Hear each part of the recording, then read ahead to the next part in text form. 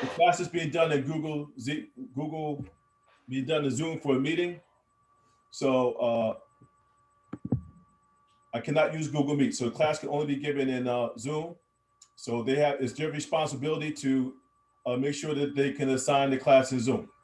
And I've already discussed this with the administration at your university. And so we cannot do the class in any other format.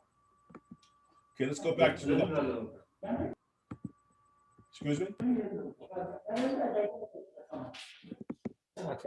Maybe they are unable to join us because of some problem in their email, I think. Okay, well, I hope they fix that. I hope they can fix that. Again, the syllabus is very clear. The class is going to be given in Zoom. And so they have to participate in Zoom to participate in the class. Okay, so let me get back to the presentation. So make sure this is coming up.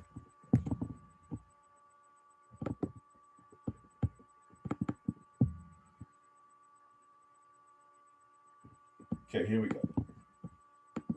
So as I was discussing here, and we'll talk about this in a second here. The first week, we're going to be talking about banking. The second week, we're going to talk about corporate finance. The third week, we'll talk about empirical methods. And the fourth week, we'll talk about data design and analysis. Notice that one of your jobs during the semester is to think about your research presentation based upon the techniques that I show you during the class. So today, I'm going to show you a very typical research presentation using PowerPoint. It's not necessary that you use PowerPoint. You can use any type of software such as Adobe. You can use Microsoft Word, but you must use some electronic presentation of your research because that is the way the profession expects you to present your research. Most of the time, the profession will do a PowerPoint presentation. You'll go to a research conference. They will give you a half hour to present your work, and you have to do a very short presentation that sums up the research that you're working on. And today I will demonstrate a very simple presentation based off a topic called syndicated lending and private equity sponsors. And so I'll ask you some questions about what you know about private equity. And I'll ask you some questions about what you know about syndicated lending. So please turn on your mics. Please turn on your mics. And I'll ask you some questions. Mr. Grimmer, please turn on your mic. Grimmer, please turn on your mic.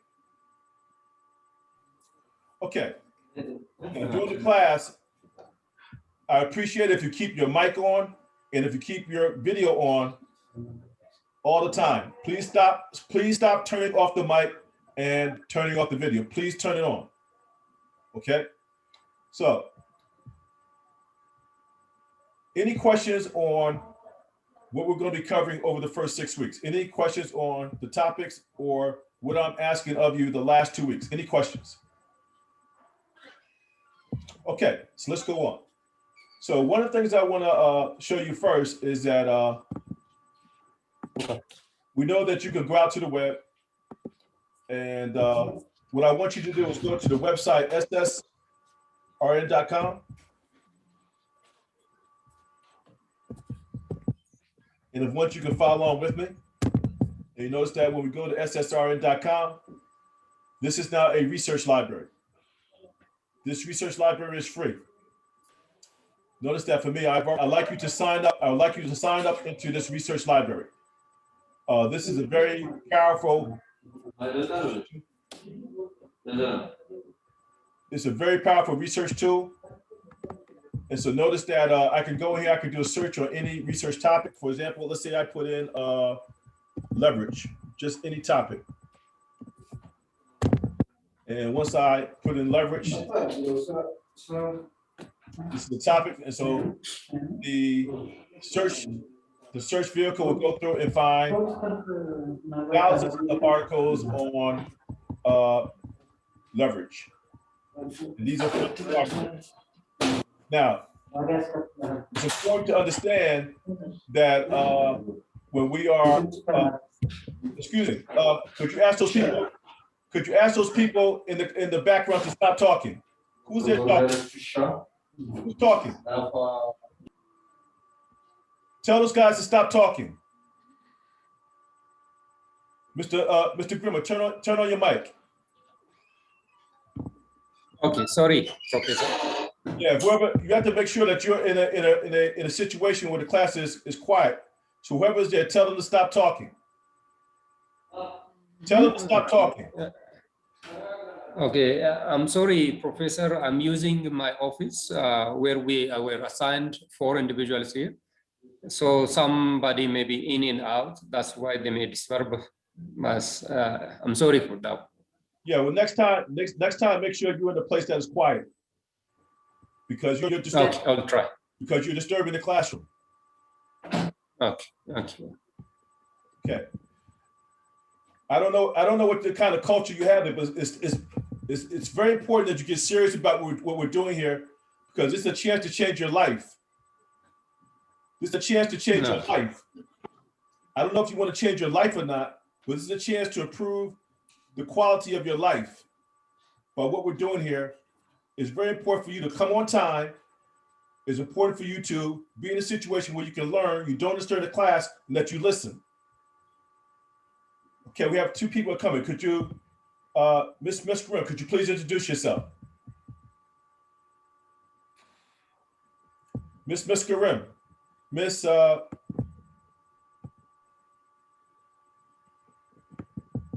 Ahmed, please introduce yourself.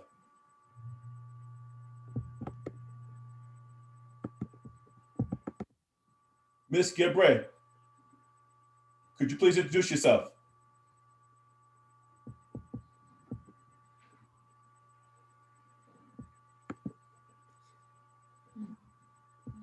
Okay, we will continue. I will discuss these behavior problems that we're having there, because it's important for you to answer the questions. I'm asking people to state their name. They're not stating their name. It's important for you guys to become a little bit more in tune with the communication that I'm trying to establish here. And so Ms. Gebre, Ms. Grim Bogale Gebre, could you please introduce yourself?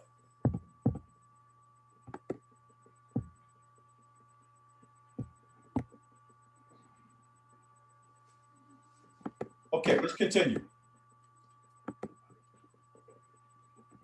Okay, so as you can see here, I went to the research library here, and I did a search here, and I'm able to find any type of topic here. I want you to sign up here. Notice here that I have my own page here, and I can look at my papers here. And notice here that once I get here, I have to sign in to my account. Sorry, Professor. Are you hearing me? Yes, I hear you. Yeah. Actually, many of our members are unable to join this Zoom. What if you may use Google Meet, because even I have emailed to you. Yeah, as I mentioned, that's not possible. They have to attend the class in Zoom. I was very clear with the administration at your university that we have to do the class in Zoom, and so it's not possible to.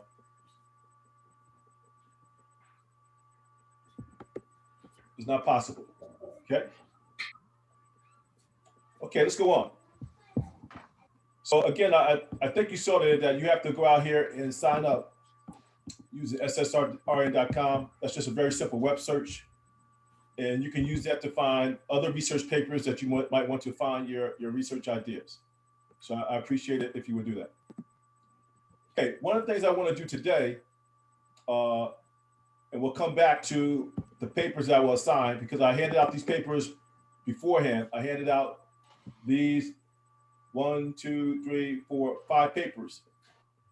And I'm going to assign these papers in groups of 2. So to start, I'm going to ask you to work in groups of 2 to do your research presentation. And so two of you will be signing a paper for next class. In that class, you will talk about the topic that I've assigned to you, and we'll talk about what those papers are in a second. What I want to do here today is go through and do a simple research presentation in terms of showing the structure for how we do a presentation. So again, I'm going to ask that these four people here, to start your video. And again, I'm asking very politely to keep your video, when you're in the class, you must keep your video and audio on. So is this Professor Laximatikan? Professor? Is this Professor Laximatikan? Professor, how are you? Professor Laximatikan. Hello? Hello?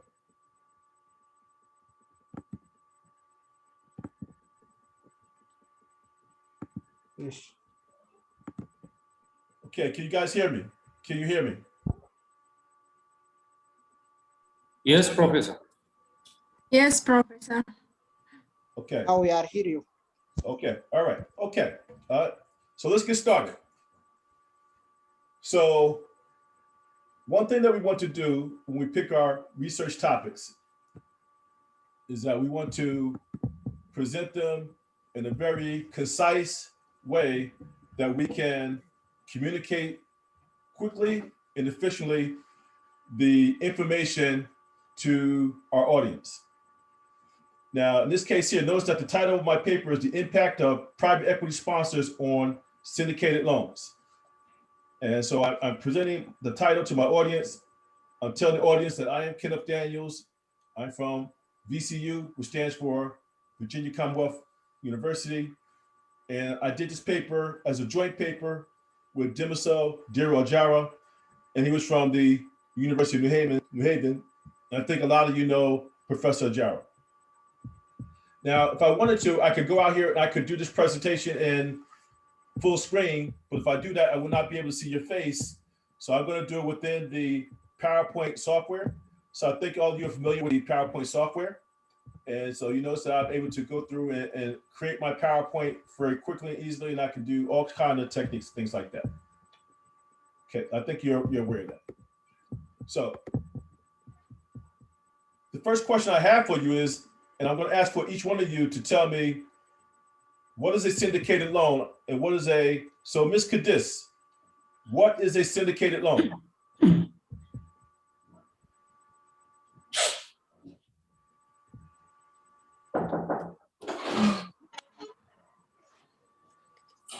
And if you don't know, you can say, I don't know. I don't know, sorry. Okay, so a syndicated loan is the most popular loan in the field of lending.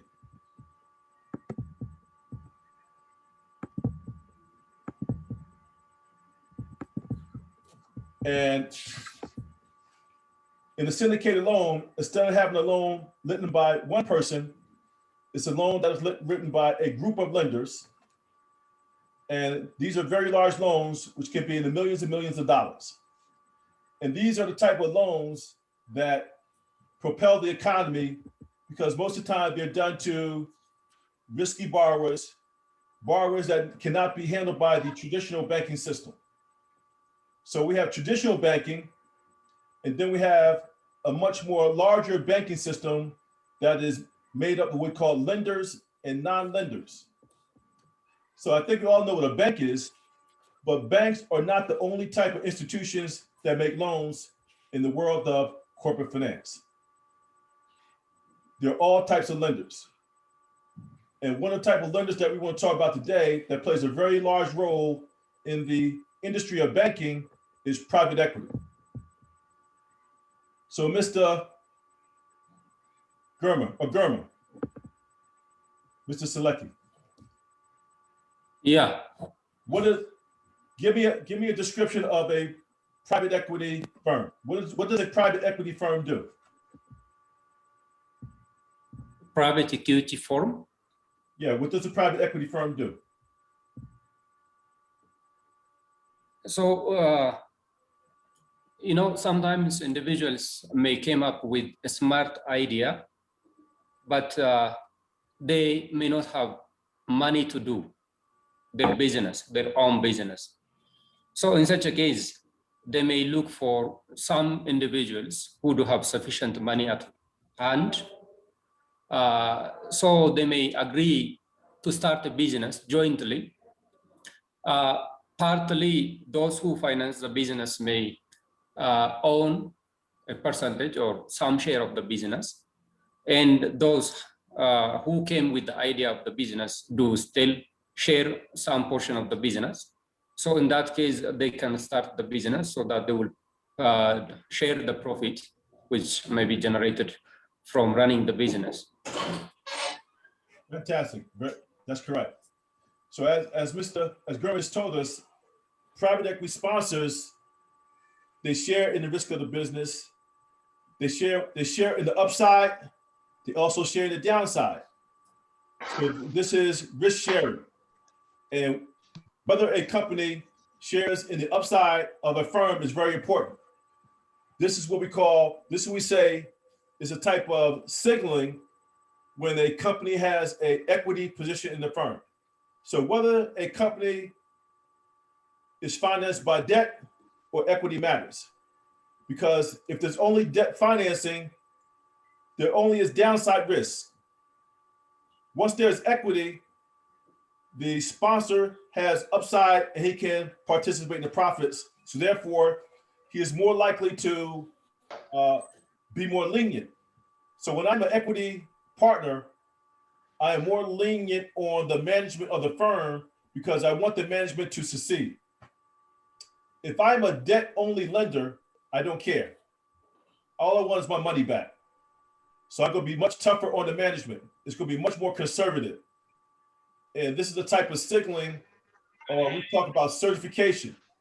So there's different types of certification by the debt market relative to the equity market. And so we want to talk about this in terms of what is called asymmetric information, or there's asymmetry between the type of lender to the firm. It is not the same. Equity going to the firm is different than debt going to the firm, and that leads to a very different type of behavior. So today we want to talk about the private equity sponsor. They bring the deal to the market.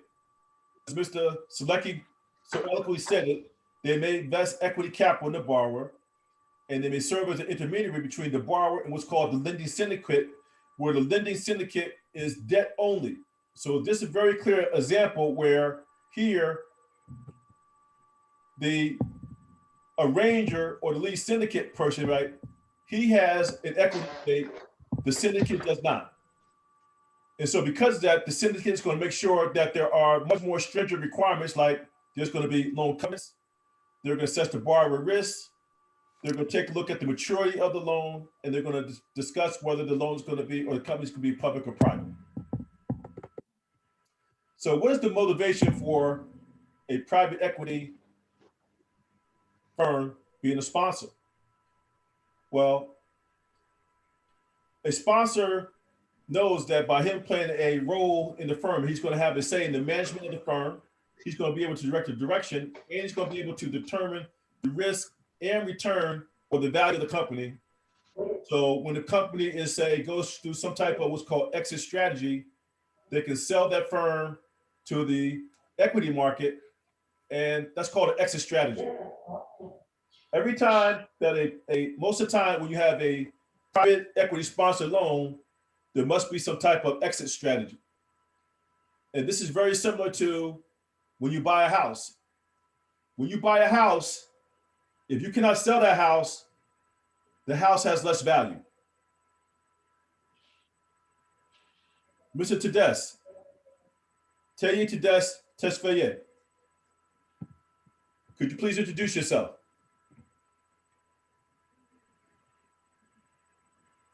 Tesfaye, could you please introduce yourselves? Mr. Tesfaye. Pardon, please. Could you please introduce yourself?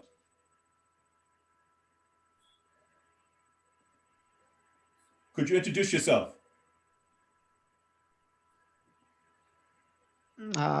Okay. If you can hear me, I'm not clearly just hearing your sound, please. Okay, I can hear you well. I can hear you. I can hear you. Can you hear me? Okay, now I'm hearing you. Just pardon your question, please. Yes. Could you introduce yourself?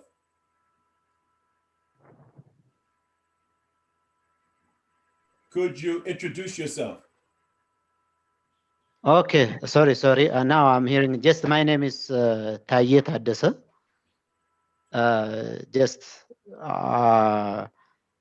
I'm a graduate of accounting from Addis Ababa University for my first degree, and I'm a graduate for just Mekelle University again at finance and investments. Okay. Thank you then. Now today, it's important that you come to class on time and that you're able to access Zoom for the class. And as I was telling everybody else, it's important that you be on time for class. And if you're not on time, I may not let you in the class. So the class starts at 7 a.m. If you're not here at 7 a.m., you'll be marked absence and we'll not get a grade for the class. But the class starts at 7 a.m. sharp. Do you understand? Yeah, I understand. But the problem is the platform. I couldn't access Zoom properly just to enter. I was just I came to class before 10 minutes even, but the Zoom platform is not just easily friendly to use. Okay. Using Google Meet is better. Yes. Okay. I'm not able to use Google Meet, so it's important for you to have Zoom. I sent out an email stating that you have to have Zoom, and that's the only way that the class will be presented. Do you understand? Okay. Okay. Let's continue. So we now know that there's different types of lenders, and that there are sponsors, and a sponsor can be a bank or a non-bank. Now, today we are just talking about one type of non-bank. There are several types of non-bank. There are private equity. There are different types of hedge funds. There are individuals. There are companies that specialize in what's called debtor in possession financing, called DIP. One of my areas of specialization is called debtor in possession financing. And one of the papers that I will sign today will be to you on something called DIP, or debtor in possession financing. So we're going to find that when a loan is sponsored, it has very different types of characteristics. And to put it very simply, they're riskier. Sponsored loans are riskier because a traditional bank cannot expose the capital to excessive risk. So therefore, the banking regulators will not let traditional banks take on sponsored loans. So the point is that an economy cannot develop properly if you do not have private equity. And so as we start to talk about all these different types of individual types of lending, they really give you insight in terms of how to properly develop an economy to maximize its potential to have full employment. Now, one of the reasons that I agreed to teach this class is that Ethiopia is a country with tremendous potential. But your country will never reach full potential. The people will never reach their full potential if you do not develop the financial system of the country. So you individuals are playing a very important part to the future of your country. The future of your country is dependent upon you, because you cannot develop a country to be competitive in the world economy to make sure that the children of Ethiopia can eat if you do not develop the financial system properly. One reason why America is the greatest country in the world is that the financial system is the greatest country in the world, which maximizes the value of opportunity for the American people. The American people is the greatest country in the world that gives opportunity because of the financial system. The financial system is able to ascertain the risk, manage the risk, and make sure that the risk is not a problem for the economy. It's very important for you to understand that even though that we are talking about banking, we're talking about the people of Ethiopia. We are talking about the people of Ethiopia. Do you understand me? If you want to make sure that you take care and ensure the future of Ethiopia, you must study hard, because that's what we're talking about here. Even though we're talking about banking, we're talking about the people. You must always keep that in mind, that when you're doing your research, the research is not for you. The research is a gift that you're giving to the people. And that should motivate you. You're motivated by essentially your contribution to the people that you're serving. You're not serving yourself. You're working for a higher purpose. So it's very important for you to understand that the purpose of finance is not to make money. Once you understand that, you will make money, but the money is secondary. The first primary purpose is that you have a higher purpose in life, and you must find what that purpose is. That's one of the things I want to make sure that you get across that we're teaching here. Okay, any questions on the motivation of a sponsored versus a non-sponsored lender? Okay, so now we can go on. This gives you a very clear idea of what I'm talking about. So notice that this is the borrower. And notice that we have types of lenders here. These are lenders. This could be the bank. But this is a private equity firm. The sponsor is private equity. So because we have a dichotomy between the type of lender here, notice that the sponsor has a closer relationship with the borrower. And then the lender has no relationship really with the borrower. The lender has a relationship with the sponsor. And it depends upon the sponsor to go acquire all the information of the borrower to assess the risk and to make the loan. And then the lenders will participate in the loan arranged by the sponsor. In fact, we call the sponsor the arranger. An arranger is a person that goes out and physically touches the borrower. That's a very special type of lending called arm's length lending. So notice that the sponsor is closer to the borrower, the lender is far away. So Mr. Tesfaye, who is taking on more risk in this agreement? The sponsor or the lender? Who's taking on more risk, or who's taking on more responsibility?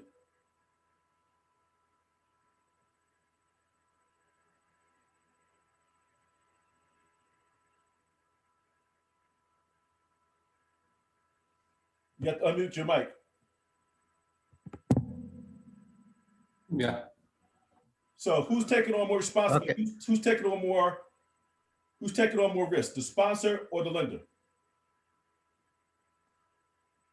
I hope the lenders are just more risk takers. They are just more risk takers, because just if the borrower unable to repay it on time, yes, just they are going to bear huge risk. That's the reason why we say that. Let me stop you. That's incorrect.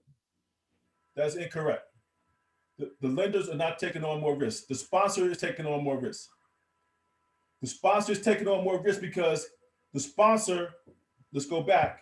Maybe you missed this part because you came in late. As Mr. Selecki explained to us, Mr. Selecki correctly told us that a sponsor has an equity capital in the firm. And because the sponsor has equity capital in the firm, the sponsor has more risk. The lender is just a passive lender. All he has is debt in the risk in the deal. So as I mentioned earlier, whether I have debt in the deal or whether I have equity in the deal matters, because that's going to lead to what we call signaling. There's something called debt signaling. There's something called equity signaling. How I finance the deal matters in terms of the responsibility and the risk.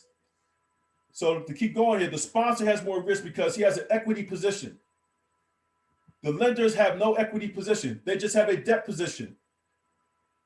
And with a debt-only position, that means that I only care about getting my money back.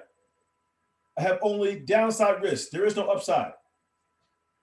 The sponsor has downside risk and upside risk. So one of the things I'm going to be looking for when you do your presentation is, do you understand finance? Do you understand corporate finance? Corporate finance is very complicated because corporate finance talks about financing the firm by debt and equity. Corporate finance applies to small business.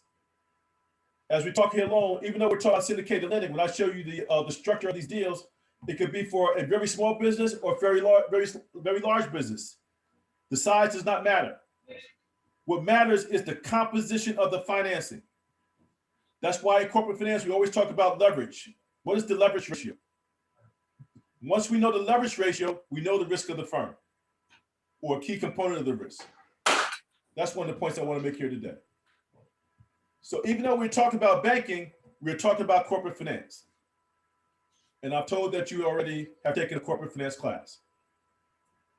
So the most important part of any research paper is what's called the literature review. When you do your research presentation, the thing that I'm going to grade you on is your literature review. How many papers have you read? So one of the points that I made in the email that I sent to you is that even though I'm asking you to present one paper, when you present one paper, you may have to read between 10 to 20 papers to understand the paper. So notice here that the first thing we have to understand when we read a paper, we have to understand the area of where we are doing the research. So in this case here, notice that the first paper that I pull up is the most important paper in the syndicated lending literature. It's a paper by two authors called Bushman and Moore, published in 2009. And in that paper, they go through and they talk about everything that's important about syndicated lending. Syndicated loans have some features of private debt and some features of public debt, such as the rating and secondary markets. Each syndicate member is responsible for a fraction of the loan, governed by a common contract called the covenant. There's something called unanimity is needed to change the covenant, meaning that it must be unanimous. It must be by majority rule. So the lending syndicate is determined by majority rule. This matters.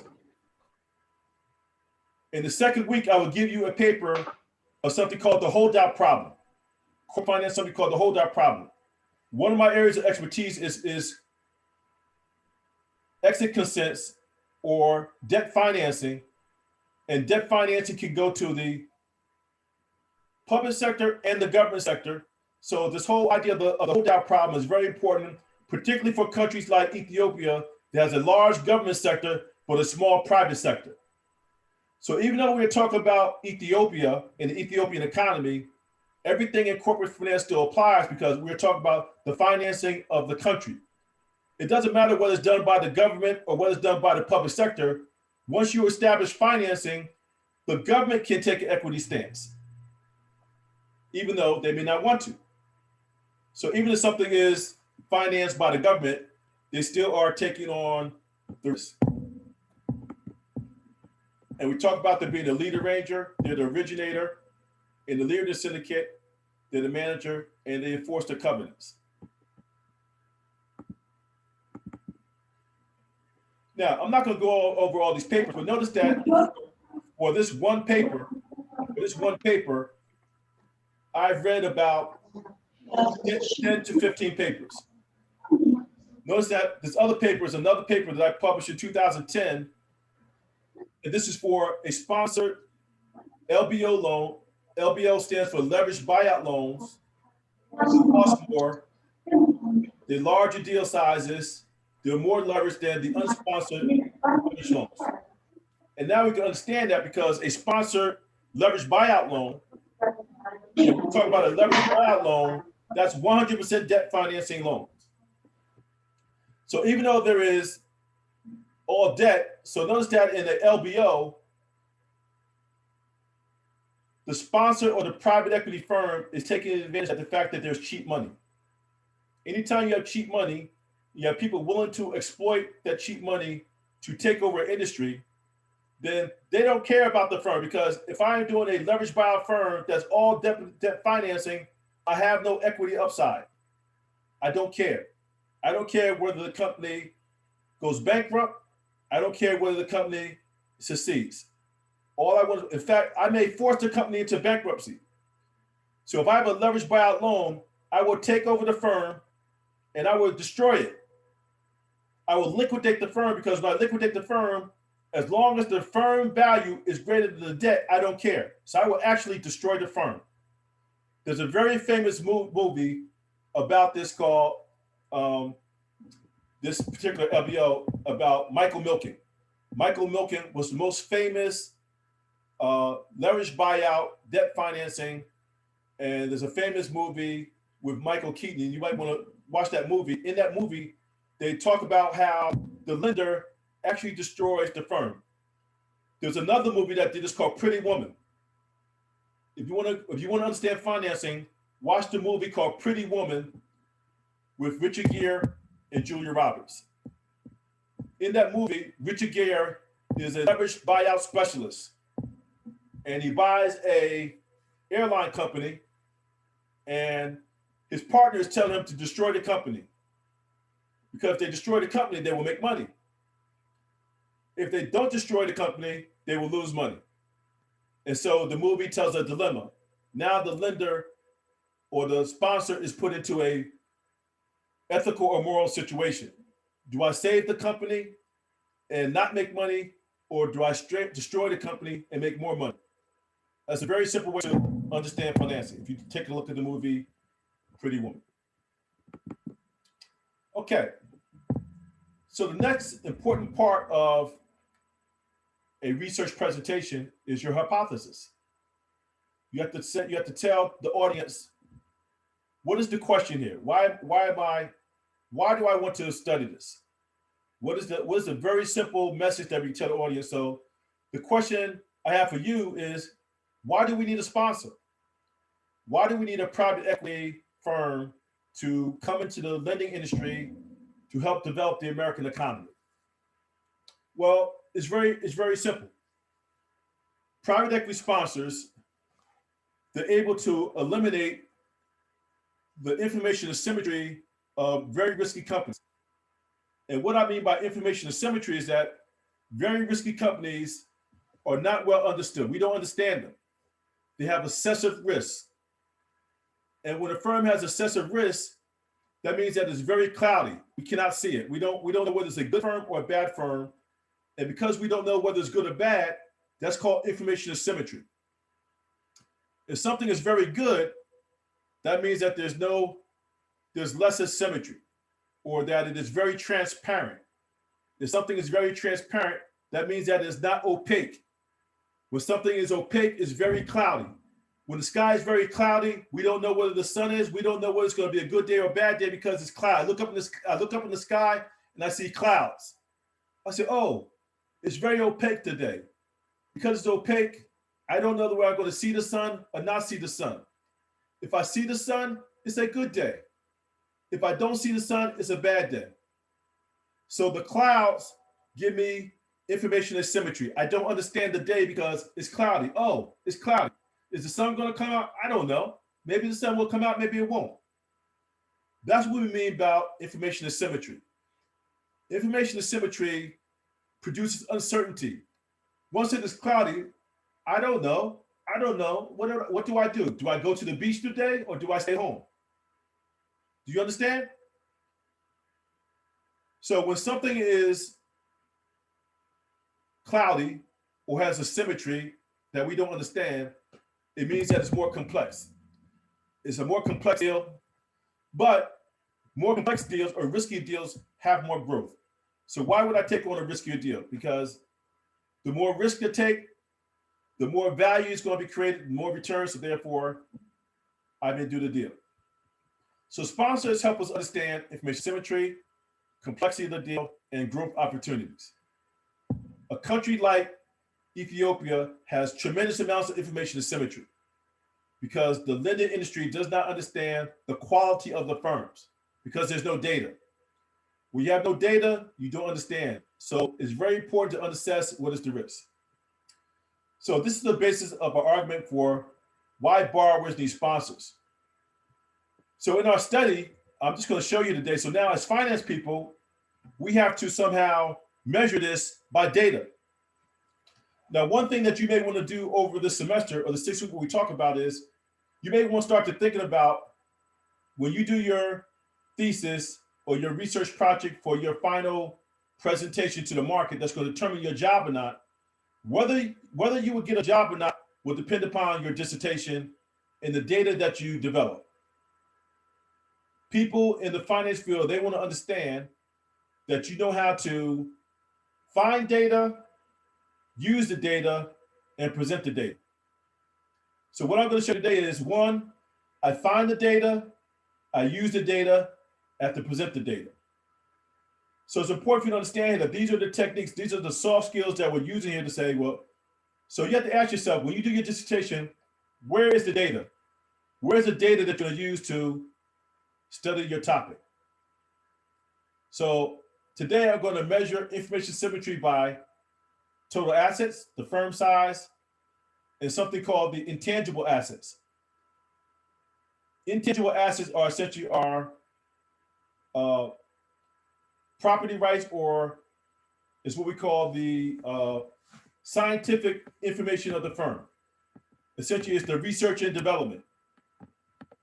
So tangible assets are real estate, houses, cars, equipment. Anything that I can touch is tangible. Intangible assets are research that a scientist may do. It's the ideas. It's called the information. It's the ideas of the scientists. It's the ideas of the technology industry, like the computer. So when Bill Gates wanted to go to a bank and finance a computer, he did not have a computer in front of him and say that, okay, give me money to finance. He had to tell the idea. That is intangible. So as a banker, if I cannot touch the asset, I can't do the deal because banks cannot lend if there's no collateral. So tangible assets are collateral. Intangible assets are a type of collateral, but they cannot be handled by banks. Intangible assets are collateral that can be handled by private equity. And that's why private equity is able to lend to sponsor firms or to risky firms, because they are able to base the loan off of the intangible assets of the firm. A bank cannot. The banking regulators, which is handled by essentially the regulatory authorities of Ethiopia, will now not allow the banking system to lend based on intangible assets. Because if the firm goes bankrupt, then the capital will go away. If the capital goes away, that will spin the economy into a deeper recession, and therefore the Bank of Ethiopia will have to step in and bail the banks out, which is called a moral hazard. So because we want to eliminate the moral hazard in the economy, banks cannot lend on tangible assets. So right away, I'm going to test your understanding of economics and finance and accounting. When we are studying finance, we are using accounting, finance, and economics. Finance is 3 subjects, it's probably more than that. So notice here that when I talk about the borrower's stage, I'm talking about somebody called Tobin's Q. Ms. Cadiz, what is Tobin's Q? Excuse me? What is Tobin's Q? What is Would you repeat, Doctor? What? Okay, I'm asking you a question. This here, notice here that I'm pointing to Tobin's, sorry about that. Let me go back.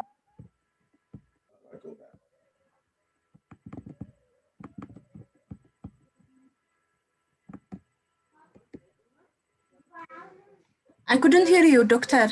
Okay, I'm going to show you. I'm asking you this question. What is Tobin's Q? እሺ. What is Tobin's Q? What is? Yes, what is Tobin's Q? I'm asking this right here. See this right here? It says Tobin's Q ratio. What is Tobin's Q ratio?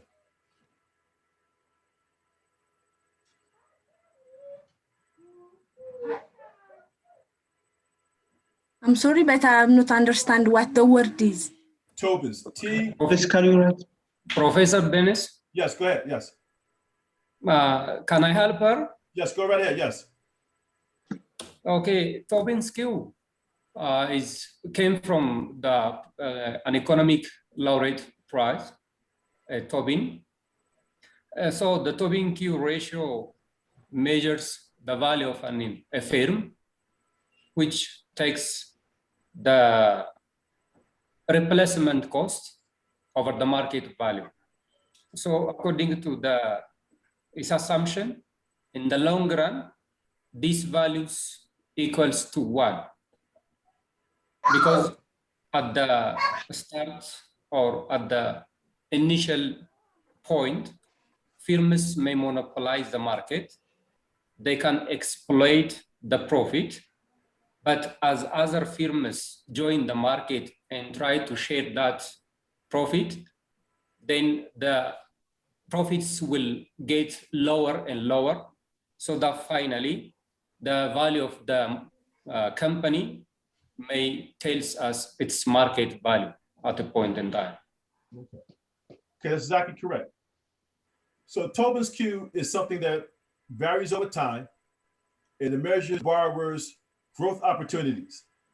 So as Burma just told us, in the life cycle of a firm, the growth opportunity is higher at the beginning. And there's something called the life cycle hypothesis, which you just talked about. But very simply put, Tobin's Q is measured by the market value to the book value.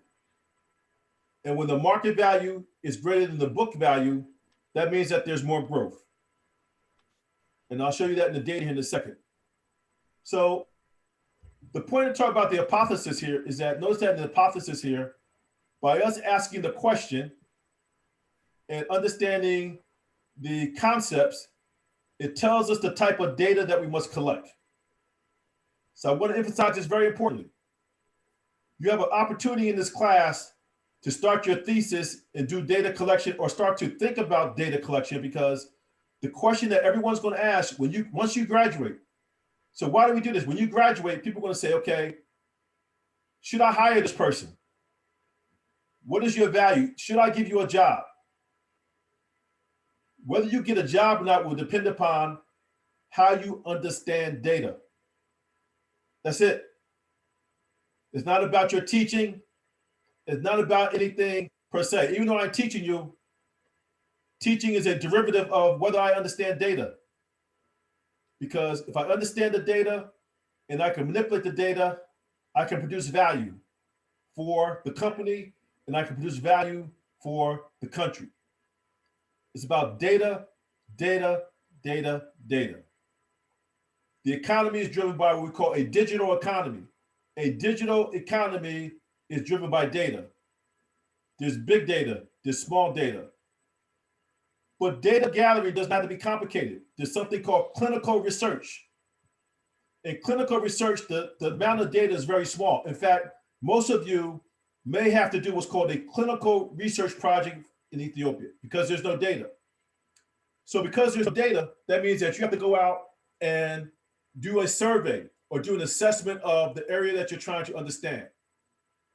And when you do a survey, you just go out and you talk to people and you document the problem by description. Now, that's something that you may need to look up. What is clinical research? If you understand what is clinical research, you can write, in fact, finance is moving away from physical data to clinical research data. Clinical, in fact, I am now specializing my firm in clinical research because in America, we have so much racism that there is no data on the Black community. I am Black. But because of discrimination and the lack of access for Black Americans to healthcare, to finance, to education, There is no data on blacks in healthcare. There is no data on blacks in education. There is no data on blacks in finance. So now when I go do my study, I cannot go to some data set and buy the data. So what do? I have to go out to the community and talk to the community and assess their needs, what they can and cannot do, and document that by description. And by doing descriptive analysis, that leads to something called clinical research. And I think it might be valuable for you to find out what is clinical research. It's just something that you may want to consider. Okay. As you can see, the next most important part of the presentation is the data and the descriptives. In this particular paper, Professor Ajara and I will use something called the DealScan database. Now, most of the time, when you want to do a finance dissertation or analysis, these databases are very expensive. The DealScan database costs about $10,000 per year. And the university, the reason I was able to do the study is that my university bought the DealScan database. If I don't work for the university or I don't have access to the DealScan database, I cannot do this study. So that's why it's important for you to think about when you leave the university to go and work for a very good university that's able to purchase the databases. So if the university cannot afford the database, then you're going to be at a competitive disadvantage to everybody else. Because when you go to the market, everyone that you're competing against has this database. Or they have something called CRISP, which is a database on stock prices, or something called Research Insight on CompuStat. So when I did the study, I used 3 databases that probably cost close to $50,000 per year. That's a lot of money. So now I know that your university, that you may not have these type of databases. That still does not stop us from doing quality research. So the first thing that you need to understand is that even though you don't have data or the formal databases, like I want you to go look at what is CompuStat. Mr. Tesfaye, you said you're an accountant. Can you tell me about the accounting databases that you're aware of? Mr. Tesfaye, could you please put your mic on? Please pardon? Yes, you said that you are an accountant, correct? Yeah. So tell me the accounting databases that you are aware of, but give me a name of one accounting database. Okay, good. Just here in Ethiopia, of course, what the problem is, we don't have organized database. We use just while doing our research, we are expected to collect the accounting data, the financial statements from each companies, or if some others, just especially if it is a primary data, we need to develop questionnaire just and collect from the respected just or concerned target respondents. Especially the financial institutions like banks, micro insurance companies are expected to publish their annual financial statements on the basis of the national bank's regulation. Then we are expected to just collect these secondary data for accounting purpose, just from each banks. Of course, the National Bank of Ethiopia as a regulator has some just databases. Of course, it may not be that much just convenient for conducting research, but we are going to rearrange it and just use for the data analysis. Okay, let's see if that's true. May I say something? Yes, go ahead. Yes, go ahead. Sure. Yeah, regarding database, you will understand that in our country, we don't have more public available data. Like internationally, we may have like World Bank data, IMF data, database are there, like enterprise survey data and so on. But in Ethiopia level, even we don't have raw data about accounting related information. So simply, as Taye mentioned earlier, the National Bank of Ethiopia's regulatory institution in Ethiopia, he will enforce them to publish their financial statement. Banks, they will also publish on their websites. So from that we extract. So still doing research is difficult in Ethiopia because we have to go to, as you said, individual levels, go to interviewing individuals, asking individuals, and if we want to do research on microfinances, we have to visit small businesses up to their field level. So we don't have such organized data. Even for tax purpose, there is no reliable data, no such reliable data for research in the zone. Okay. Thank you for that.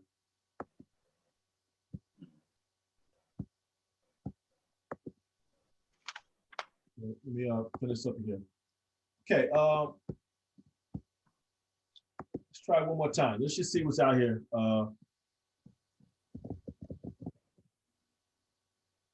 So I first have a question. I have a question first. So in your studies for your research, do you have to do research on Ethiopian countries only, or can you do research on anything that you want? That question is Yes. for me? Let's start with Ms. Kadis. We'll start with the young lady. We'll be gentlemen. Ms. Kadis. Yes.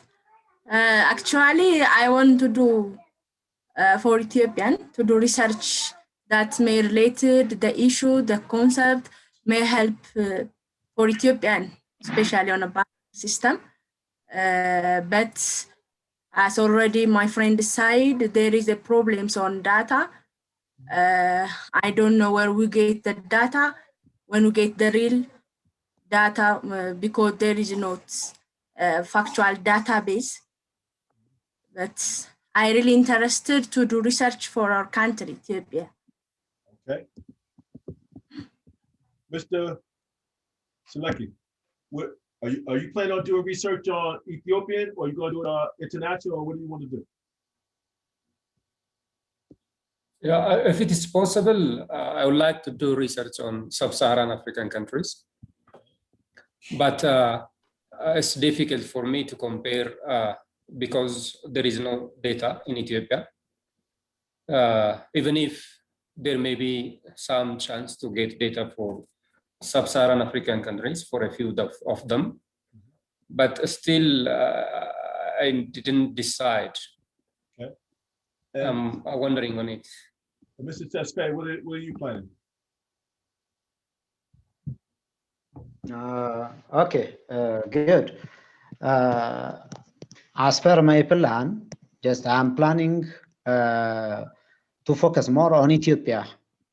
But I want to take into consideration some just African countries, especially in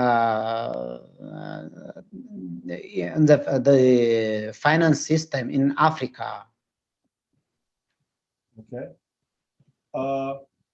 Mr. Bosisa, what are you planning to use for data?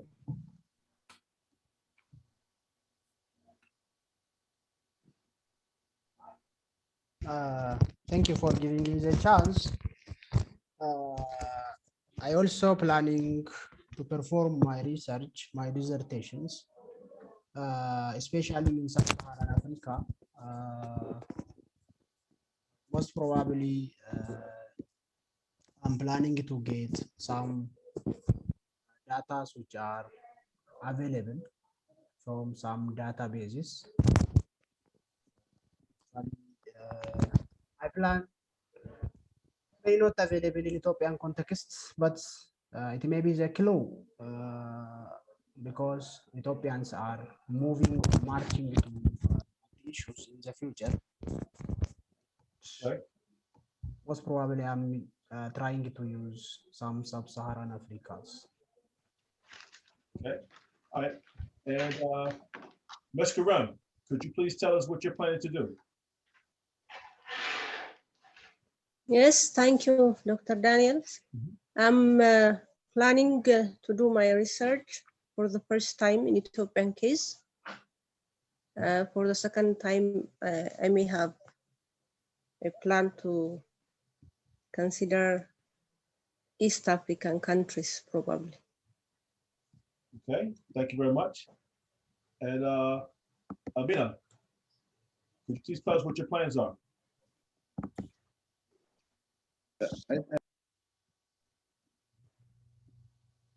Mulane, you tell us, what are your plans?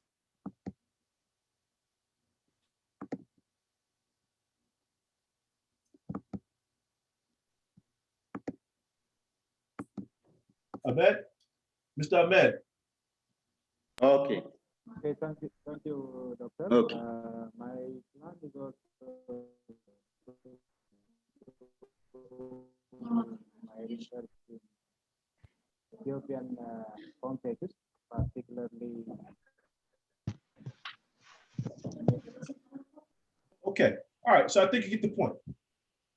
So this class is a good chance for you to think about that. And I want to show you a paper that I just found here, and that this is the terms of capital structure, Ethiopian private commercial banks and panel data approach.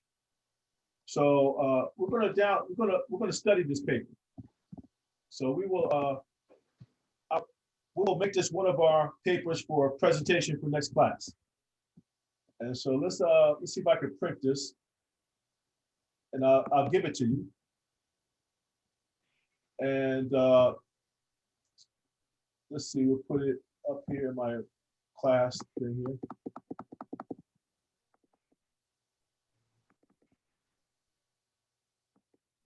And we just want to take a look at how the researcher approached the data problem in Ethiopia. So and it may be something that you could think about. And so we'll come back to that. So as you can see, for us, and even for me now, I cannot use the traditional approach to analysis of using data, because the problem that I'm studying in America, there is no formal database. So I cannot go buy a $10,000 database. I cannot go buy a 50,000 database because I don't have that type of money for my foundation. I'll show you my foundation in today's class. So I have to use clinical research. And we'll take a look at the paper that I just talked about in a second and find out how they approach the problem. Okay, so once we have the data, we then have to analyze the data. And most of the time when you analyze the data, you have to use some type of technique or type of model we have to use some type of modeling to think about the problem. Now, another way that you can beat the data problem is that you create the data by something called sampling. And it's a very sophisticated technique, something called Gibbs sampling. It's GIBDS, Gibbs sampling. And the Gibbs sampling, what you do is that you don't have to get a lot of data. It's actually what they use in medical research. In medical research, they cannot use classical econometrics. They use something called Bayesian econometrics. I have a background in Bayesian econometrics.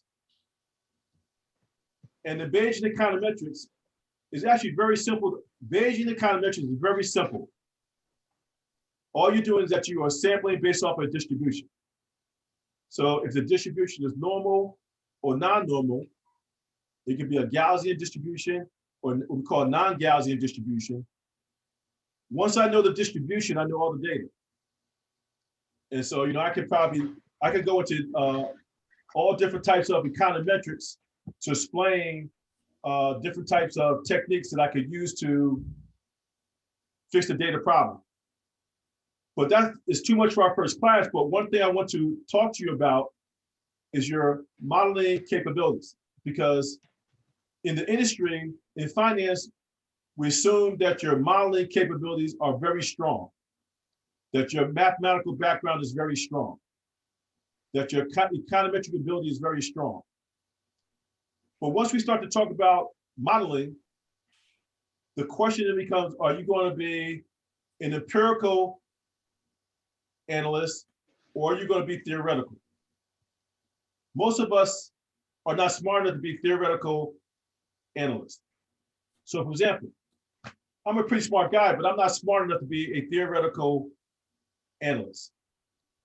Theoretical analysts are at the University of Chicago, they're at Harvard, they are the best of the best of the best. Very selective.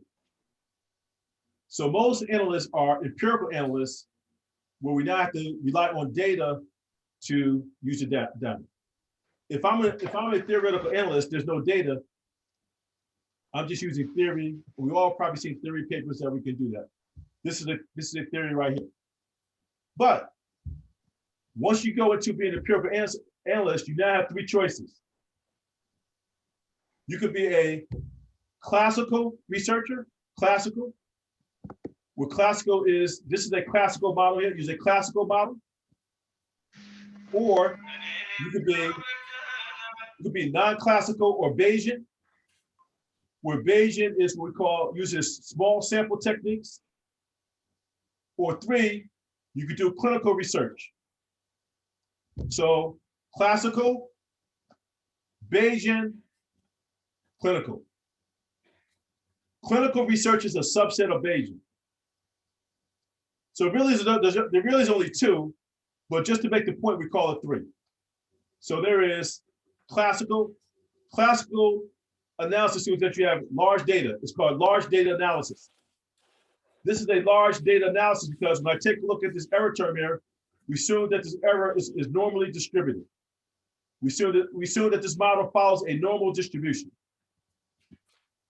Well, if the data does not follow a normal distribution, you cannot use this model. Now, the reason I can use this model is because when I go back to my data, I have lots of data. I have over 53,000 observations. So because I have 53,000 observations, that's a lot of data. So because of that, to my model, I can use a classical model. And this is what we call a two-step procedure using something called the Heckman approach from 1979. And so the first step is what I call the sponsor model. This is what we call a dummy variable approach.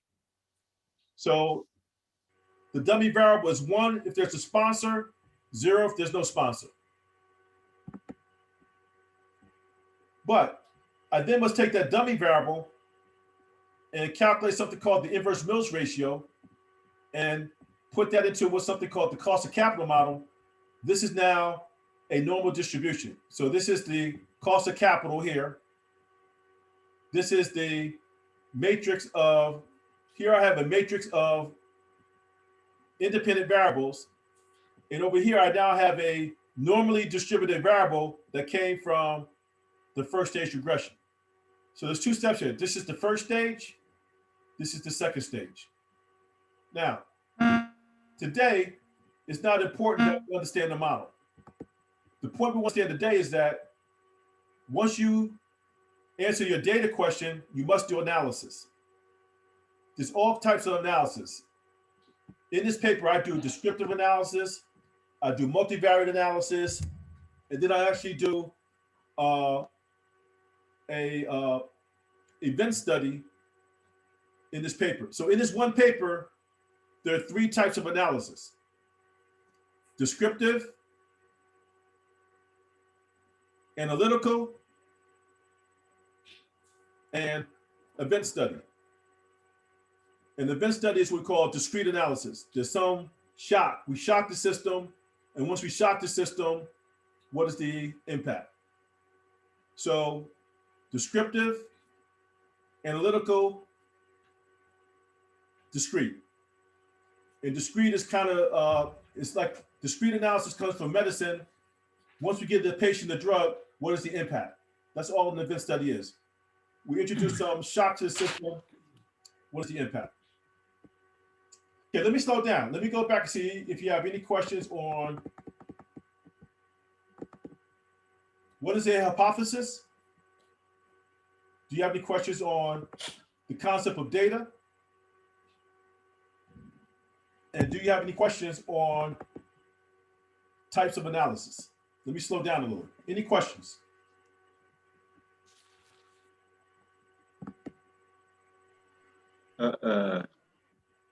Professor, Yes. I don't know what the problem. I'm not looking. That kind of, you have a presenting some kind of slide or papers. I'm looking on a simulated picture of yours. Okay. Let me go out and come back in. I'm looking on a simulated picture of yours, not some kind of presentation and so on. Okay. Can you see me? Now I'm looking Girma and Desalegn and so on. No, yeah, only simulation of your paper, your picture, Can you not see real now? you.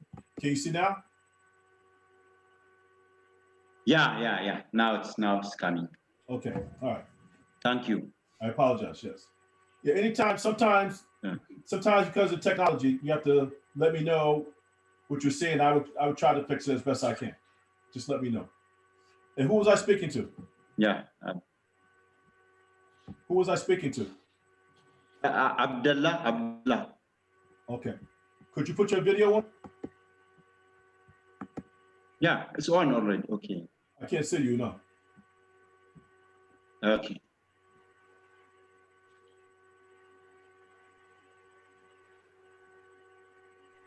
Okay. No, I still don't see you. What about now? No, I still don't see you. Your video's not working for some reason. Anyway, it's okay. We'll try to fix for next time. Okay, thank you. I'll do. Okay. All right, so the next thing that we must do is that once we do the analysis, we must specify the model. So today I won't get into it, but I would assume that every paper that we will read, you'll find that you have to look at the model. This here is the dummy variable model. This is, I'll just talk about this one variable. This is the dummy variable about whether the deal is sponsored or not. Sponsorship. It's a sponsorship. Okay, somebody's talking. I can't. Somebody mute their mic. They're talking. Who's talking? Who's talking? Okay. So notice that in this case here, sponsorship is driven by size of the firm, the amount of the loan, the credit rating, whether the loan is secured or not, whether the loan is syndicated or not. And then we have several accounting ratios. We have leverage, return on equity, whether the percentage of intangible assets, whether it's investment grade or not, Tobin's Q, the maturity loan, and then we have dummy variables for the years and for the type of firm. This is the D2 to D29 is called the industry dummies. These are dummy variables for the industry. So that's how we start to get into the empirical analysis. And then we do something very similar for the spread, where the spread is called the cost of loan, something called the AIS. And the AIS is, let me take these out. Hold on for a second.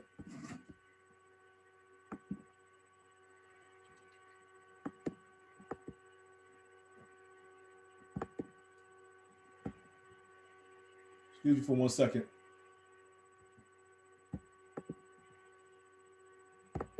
Okay, can you still hear me? Okay. Yes. All right, great. So, so you can see here that the spread or the cost of loan is also driven by our model. The key one is, only one I'm going to focus on today is the sponsorship. When the deal is sponsored versus non-sponsored, that's going to impact the cost of spread. and our hypothesis on this coefficient A1, that this is going to give me the number of basis points just coming from sponsorship. And I know the answer is going to turn about to be 87 basis points, which is very significant, it was very high. So that leads to the results. So notice that we did hypothesis, we then did data, then we did the analysis. Now we must talk about the results. So when you do your presentation for next class on the paper that I'm giving you, I want you to think about your PowerPoint presentation in terms of the literature review, what's the data, and you already have the answer. So notice that you're not doing an original study. You're just summarizing the paper. What was the literature that they use? Summarize for the class the papers. How many papers? Be able to talk about one or two papers, not all the papers, one or two to give us an idea. What is the hypothesis? What's the data that they use? What was the analysis? What were the results? So every presentation that you're going to do, you can go into as much detail or as less detail that you want. And it's going to be 2 of you per paper. So in a second, we're going to take a break. I'm going to assign the paper. We'll take a 5-minute break, assign the paper. Then we will come back and we will talk about how we do the paper. But the paper should be something very similar to this. It may not have to go into much detail because this is the original research. And in original research, you want to present everything. I'm not asking you to present everything in your presentation for Thursday. This should not take a lot of time. This is actually a very simple and short exercise if you collaborate with your partner and you divide and conquer. So one partner may do the front part of the paper, another part may do the back of the paper, and then you put it together. Now, that's important because teamwork is very important in finance. You cannot do everything. You must find a partner that will make up for your weaknesses. So in my field, I'm very strong in econometrics. I know Bayesian, I know classical, I know clinical. So I know the data. I know the data in the model. So when I'm looking for a partner, I'm not looking for an analytical partner. I'm looking for somebody that can do the ideas in the front part of the paper. I can do that too, because if you can do the data part, the front part is easy. But if you can do the front part, it does not mean that you can do the back part. So this is what you need to understand. The value comes from the data. So everybody wants to work with me. Everybody wants me because I can do any model. I can do classical, I can do Bayesian. So I have many partners to pick from. If you cannot do the data, it's going to be very hard for you to get a partner, because that means that you only understand the beginning of the paper. You can do the literature review and you do the hypothesis, but if you can't do anything else, you don't have any value really to me. So I want you to be able to do something, but you may be very good at the front part and you may be a very good writer. So therefore I want to work with you because you will help me explain the story and tell the results, and you will write the paper. So Professor Jarna, we both are kind of very similar. He's very good. We're kind of like co-equals. He is very good analytical, and he is very good in terms of the front part of the paper. So we make a very good team, because when I explain something to him, I just have to tell him once. So I say, Demisol, I'm doing Bayesian analysis, or I'm going to use the probit model. And for the probit model, I'm going to do the causal analysis. He says, okay, Ken, no problem. On the other hand, if I don't know that, then I have to say, okay, I'm going to use the probit model, and the probit model does this, and I got to explain the probit model to you, and I got to explain all these things. And now you're wasting my time because you don't know anything. So what I'm talking about here is that when we're putting together your partnership, the partnership is going to allow you to divide the work and then put together in the PowerPoint presentation in terms of literature review, hypothesis, data, analysis, results. That's all you're presenting. It's not a lot of time. So even though I'm giving you the assignment for Thursday, it's not really a big deal because you're going to read the paper and present the paper. You're not writing a paper.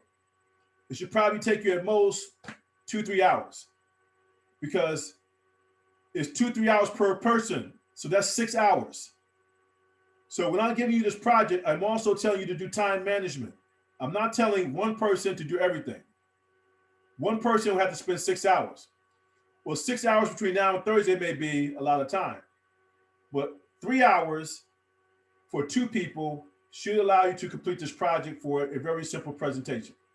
That's the point I'm making here.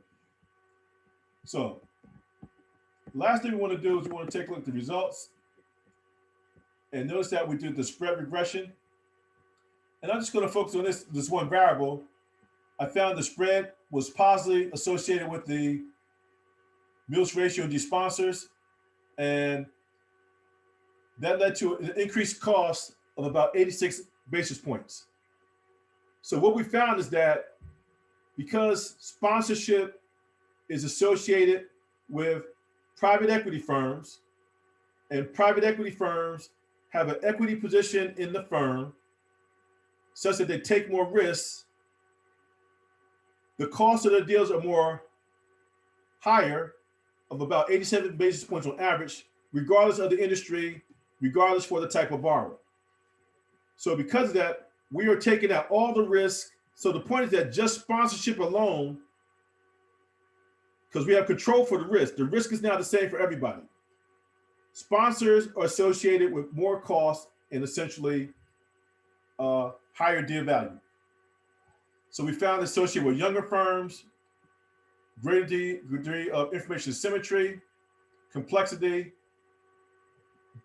risky deals cost more, and the benefit to the borrower is that they're able to raise capital with the help of a sponsor, which allows them to bring the deal to market, which allows them to complete the firm. Okay, so let me go to show you some of the tables, and I can finish that by the conclusion. So the last thing you'll do a conclusion: young, risky firms with a greater degree of information asymmetry seek the services of a private equity sponsors to issue loans and raise capital. The use of a sponsor does not reduce the cost of debt as measured by the all-in drawn spread over the LIBOR. The cost of debt is actually higher by about 86 basis points. So this is very counterintuitive. So this paper is very popular because most people would expect that if you use a sponsor, the cost goes down. And actually it's the opposite. When you use a sponsor, the cost goes up because the sponsor gives the ability to raise the capital, enhance the value of the firm, which leads to a greater short-term stock price reaction. And we won't talk about stock price reaction because you guys don't have a stock market in Ethiopia.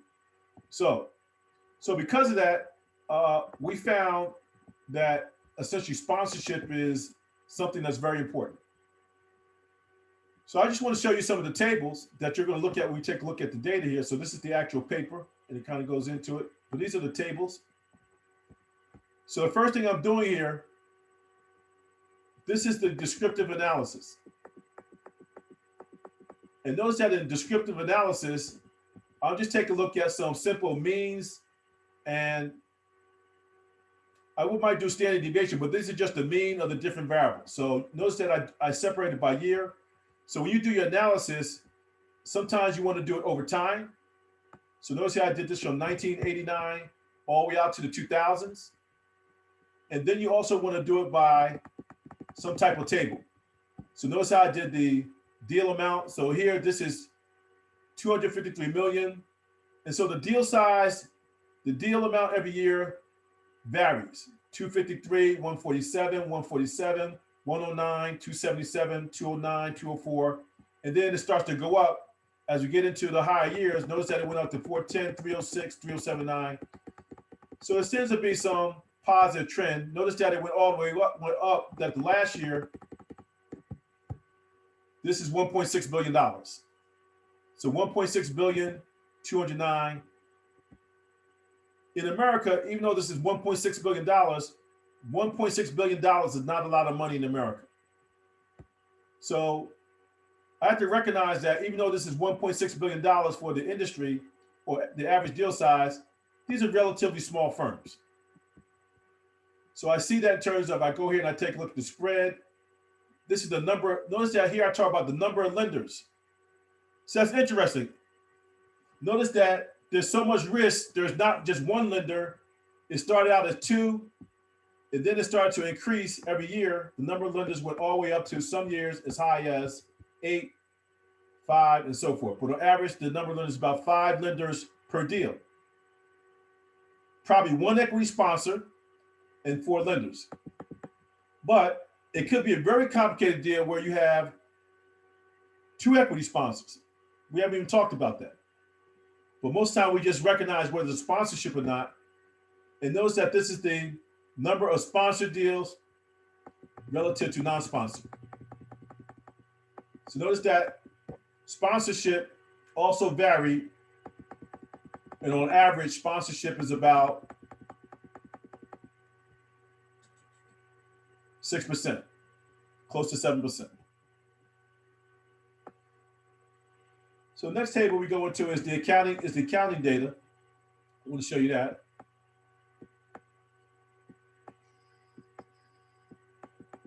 This is the accounting data. Tobin's Q, investment percentages, leverage, return on equity. This is the cash flow and the intangible assets. So those data we are controlling for the type of accounting data, and then we break it out by non-sponsored, sponsored deals. And then we take a look at the full sample.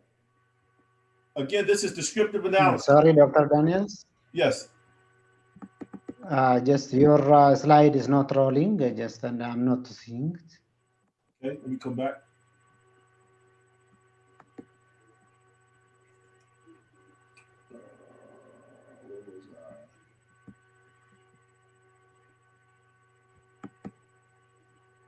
Can you see? Can you see now? Not okay. Yes, Yeah, yes, yeah. Yes. Yeah. Okay. Okay. All right. So notice now that here, I just want to focus on the accounting variables here because most of the time in finance, we want to do analysis of the firm or of the company. There are some finance studies that we do industry analysis. So the point I'm making here is that this is a very valuable study because it's at the firm level. Firm level data is much more interesting than industry data. Now you can do industry studies, and that's something that you may want to think about when you're doing your studies, that do I do it at the industry level or do I do it at the firm level? In analysis, we talk about that is bottom up or top down. So if it's bottom up, I'm going from firm to industry. If it's bottom down, I'm going from the industry down to the firm. So that depends on your data. If I don't have firm level data, I must do an industry study. But my study is going to be much more valuable if I get the firm study because I always can aggregate the data up. I always can go from the industry up. I can always go from the firm up to the industry. The reverse is very difficult. It's very difficult to go from industry data down to the firm. Unless you assume that all the firms in the industry are the same, then you just divide it by the number of firms, and that is the firm data. But most time, the industry data is not equally weighted. It's going to be some asymmetry to it. So therefore, I want to take a look at the firm data. So notice here the Tobin's Q was 1.83 relative to 1.93 for sponsorship. Not really that much different here. That case here is significant. It didn't have to be significantly different. But notice that when I take a look at the leverage is really, this is very interesting. Notice here that the leverage ratio is 63%, but for the sponsored deals, it is 84%. Let's take a look at it, go up at the top. Let's see what we're looking at. So notice that these are non-sponsored over here, and these are sponsored deals here, and then I combine them. So what's really interesting to me that showed you that we are capturing something here is that when I take a look at the leverage ratio, this is 63% and this is 84%. So the sponsored deal are clearly much more leverage, much more risk. And so because of that, they have more risk. And so therefore we know that also that they have, some capital injected because we know that they're sponsored. The second thing is that notice that the return on equity for the sponsored deal is negative, clearly much more risk. Whereas it's positive for the sponsor firm. That's why banks must participate in profitable firms, profitable, unprofitable, low leverage, high leverage. So the descriptive distinctives are very important in terms of the telling of the story. Probably most important, the most interesting variable to me that I'm looking at here is the intangible percentage. Remember, the intangible percentage is the percentage of tangible assets relative to non-tangible. Notice that the intangible assets is much, much higher for the sponsored deals, which means that here there's much more, we call this proprietary data. Whereas this is much more, this is much more tangible assets. So if the intangible percentage is low, that means that the tangible is high, meaning they have a lot of real estate, a lot of equipment, a lot of things that I can touch and value as collateral. So this means that there's a lot of collateral here, less collateral here, and this tells me that there's a difference between the two. So finally, we put that in terms of, we do it by quartiles. So notice here that we do a lot of data analysis. And I'll just take a look at the top here. So this table presents comparison of variables by debt issues quartile size. So it's by the amount of debt. The size is measured by the book value to assets. So in this case here, this is small firms, this is large firms. And as I go from small to large, it's going to tell me how the deal varies. So look here, so for small firms, it's very clear that the average deal size is 37 million.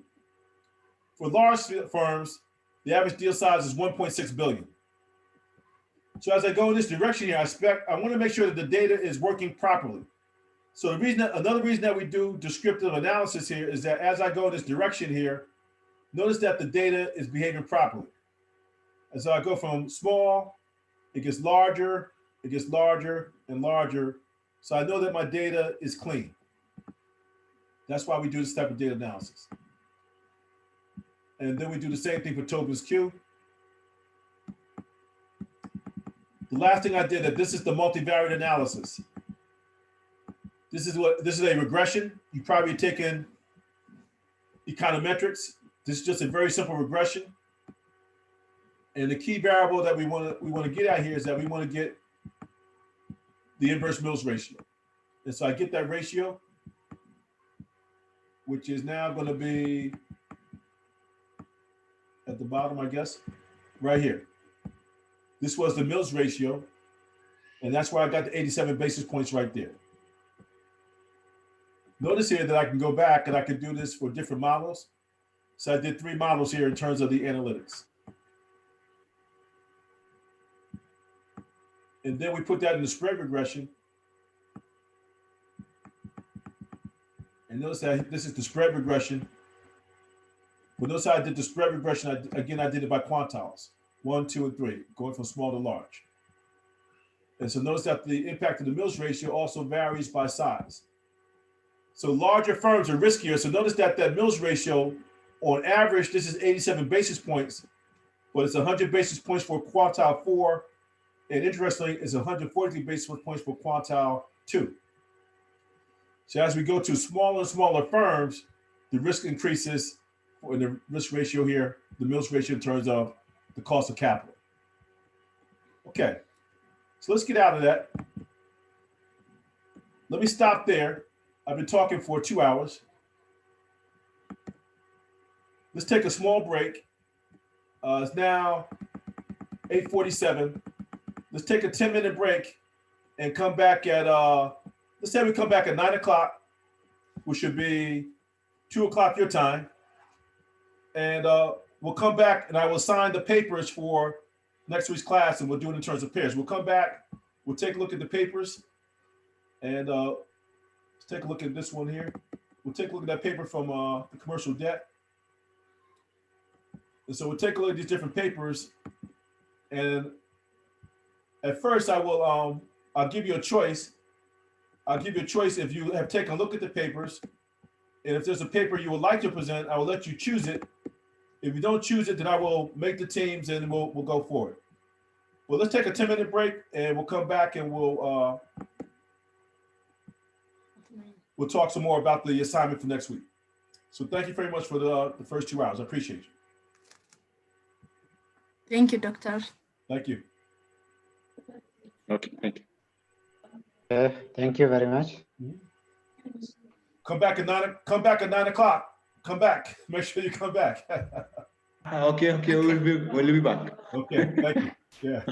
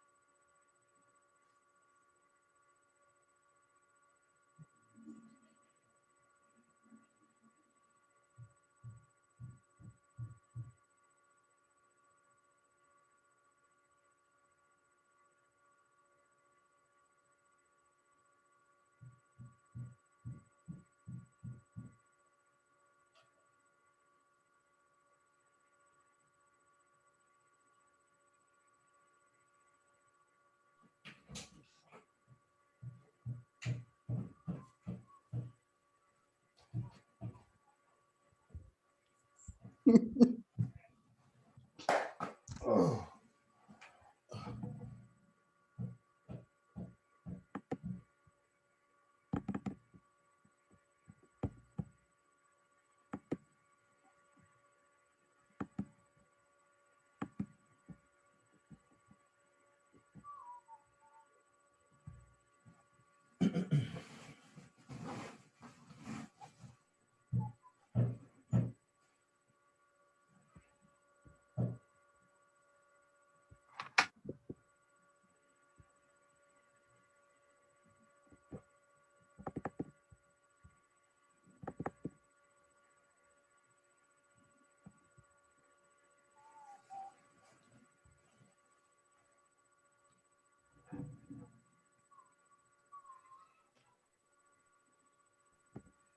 Professor Kent, Yes. may I ask one question? Oh, go right ahead. Sure. Yeah, if I'm not mistaken, just a few hours ago, you told us that for the development of the United States of America, the growth of financial sectors has contributed a lot. But there is still a debatable issue regarding which causes what, because sometimes the development in the financial sector may contribute for the development in the economic growth. On the other side, some other proponents of the economic growth say that the economic growth has to come first to initiate the growth and expansion of the financial sector. So which we have to accept may cause one, the financial sector or the economic growth? That's a very interesting question. I appreciate your question. Well, let me answer. Thank you. Let me answer it like this. Whether one causes the other is an empirical question, right? Yeah. We only know the answer by the evidence. So the answer really depends on which country you're looking at. And so the data is mixed because it's different for different countries. So in the US, we know that financial development spurs economic development because it's just very obvious, like areas like I live near New York City. I live near Wall Street. So because Wall Street is so dominant, the multiplier effect of Wall Street on the economy is very obvious. Without Wall Street, the New York, New Jersey region would be nothing. But because of Wall Street, it is the #1 area to live in the world. People come to America, the American dream, and the Statue of Liberty because of the ability to come to Wall Street and get finance and get a job and live the American dream. So we have people who will swim across the ocean to come to New York City because of the economic opportunity given by financial sector development. That's an extreme case. I'll give you an extreme example. But you make a very good point. In other countries, we can see where they made heavy investment in the financial sector and the impact on the economy is very small. So in those cases, we could say areas that have stock markets, like for example, it took years for Ghana to develop probably the most prominent example close to you would be Ghana. Ghana has now started a stock market. It's got some traction. There's been some development, but the economic activity is modest. It's good, but it's modest. It's not gangbusters per se.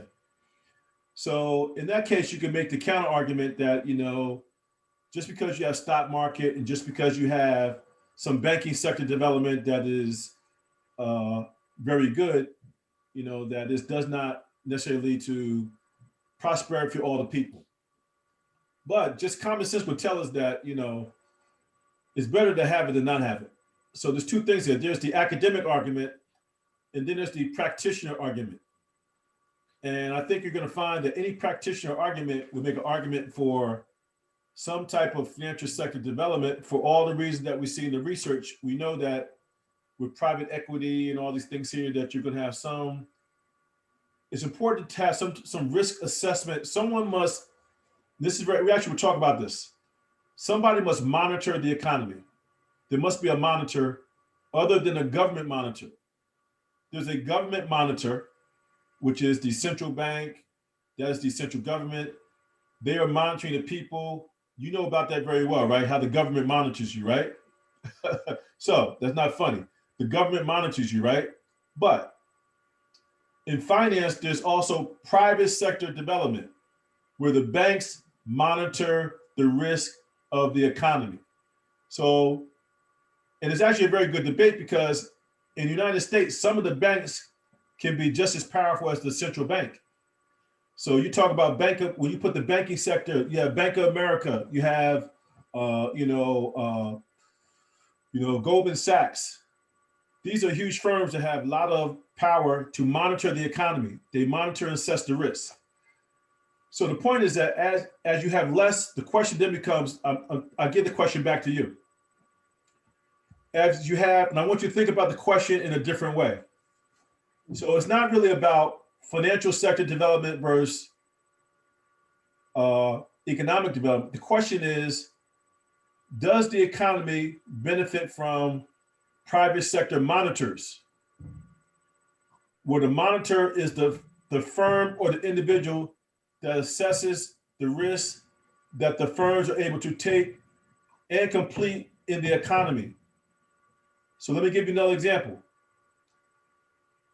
As Ethiopia starts to develop technologically, right? As technology advances, who's going to monitor that ability for those firms to grow and give them money to keep growing? The government or the private sector? That's the question. Yeah, if technology grows, I think it is the innovation by smart individuals. So right. They have to be benefited out of it. So in that case, the private individuals has to manage the business so that they can take all the risks.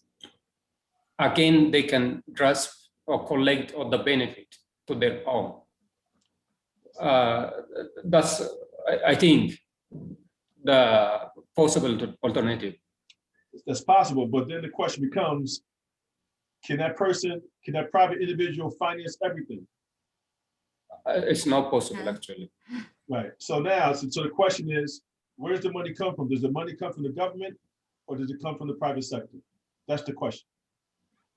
Most of the countries, even in the developed countries, the government may. Okay. But this is the point. A government monitor is not the same as a private sector monitor because their incentive is different. Yeah. So if you have a government monitor, they really don't care about that company. There's no vested objective that is the same. It's only when the private sector gets involved that their goals and values are the same of assuring that the company is successful, that they will put in the energy and the effort to make it happen. If I'm a government official, I go home every night, there's food on the table every night. Why do I care whether the firm really does well or not? But when I'm in private sector, I only eat if the company eats. Different way to think about the question, but I appreciate the question and keep them coming. Any other questions? That's a very good question. May I add one more? Yeah, sure, go right ahead. Yeah, regarding the private equity sponsor, in most developed countries, some individuals may finance the smart ideas of individuals so that a new emerging economies or new businesses may be opened so that they can create job opportunities, they can start to produce output, so the economy may benefit out of it. But in less developed countries, Ethiopia may be one of the case, for small and micro enterprises, the government has to contribute the money for them.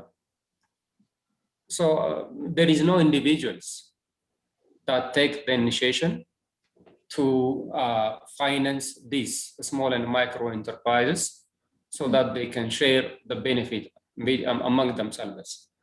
So how we can say that with only government financing these small and micro enterprises, the economy can grow as expected, maybe. Well, that's what this paper is about. It really gets into the argument that you're making of there are ways that an economy has a natural evolution. And so in certain countries, the evolution of finance is very similar to what you just said. It's primarily government driven. It's primarily very small. It's very constrained, controlled to industries that are very collateral based. In terms of it's going to be real estate, it's going to be mining, it's going to be things that can go to commodity markets that are easily sold. And that is the limitation of the economy, that in that economy, the people can only participate in heavy industry, infrastructure, not a lot of education, not a lot of intellectual capital, what we call human capital development. There's no need for human capital development because industry does not require it. So I would put that what we call the frontier economies of Africa. The frontier economies of Africa are primarily industry driven, real estate, collateral, tourism, things that generate lots of cash, a lot of heavy, not lots of investment. Some require heavy investment, but a lot of things do not require investment of the people necessary to take the economy to another level. So in those cases, government finance works fairly easy. So the point I'm making is that as the economy and the people develop, where you shift from physical capital development to human capital development, the financing of the country and the firms must change to more innovative private sector development. And one example of that is financial technology. Financial technology is necessary because it's developed to circumvent government control. So we found that in an economy that has a central bank, the central bank controls the money supply, and the amount of money in the economy is determined by the central bank. Well, but once you go to financial technology and digital currency like Bitcoin and something that is not based on the monetary base, that is a way for the financial sector and the human capital-based sector to circumvent the banking system. So that's what this paper is about. And when I'm asking for someone to volunteer, would someone like to volunteer and present this paper for Thursday? This is just a survey paper. I don't feel there's a lot of data in this paper. We can kind of go through it fairly quick. It kind of goes through and it talks about financial technology. It's actually a very easy paper to present. This is basically all ideas. There's really no data here per se. But the point of this paper is that it tells how financial technology is the application of technology to finance.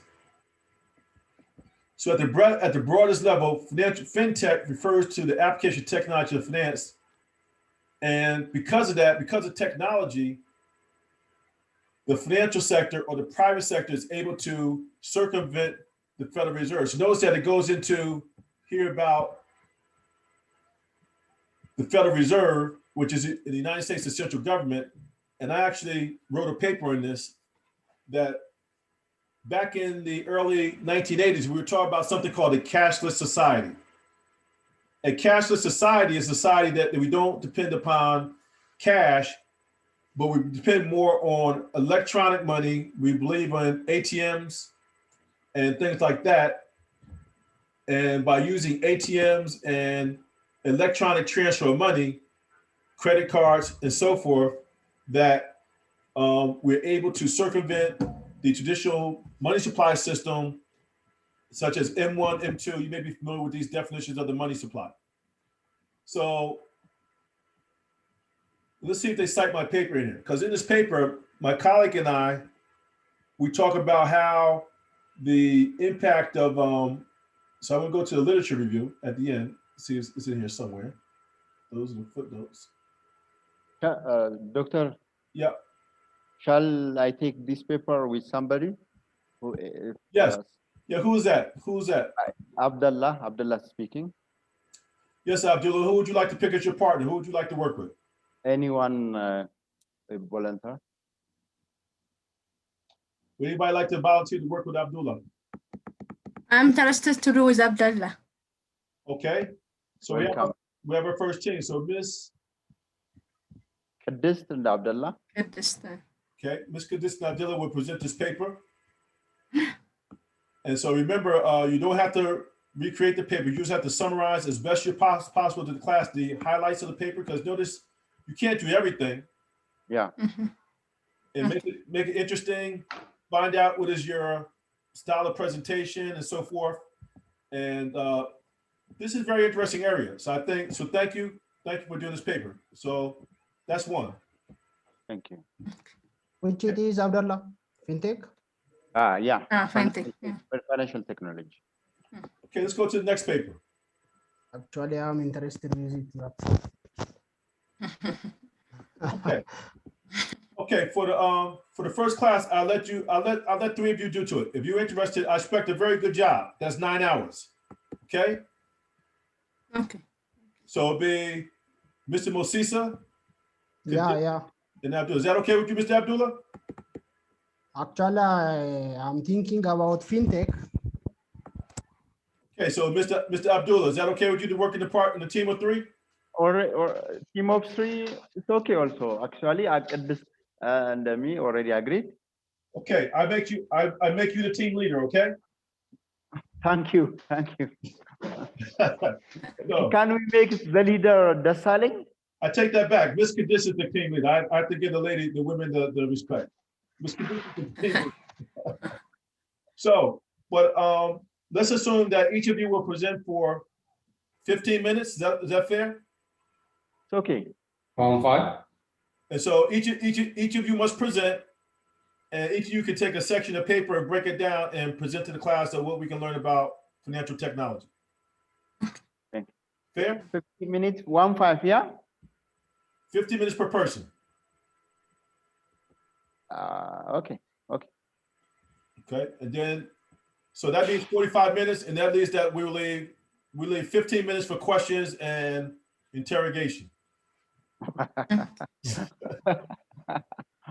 Okay, all right, let's go to, okay, does anybody want to volunteer did anybody take a look at the papers and anything that they want to do, or something that they're interested in? Okay, the next paper that I would like presented is this paper by myself, Information, Credit Risk, and Lending Specialization. And the key term here is this term called DIP, which stands for Debtor in Possession. And I wrote this paper with my colleague in the United States. And this paper is a very popular paper because it's gotten cited a lot. It's read a lot. A lot of people will cite this paper because not a lot of people understand about this concept called debtor in possession. This is a very interesting area because this actually is about bankruptcy. So is it Mr. Where's our accountant? Mr. German. Zallaka. Tesfaye. Can you please put on your mic, please?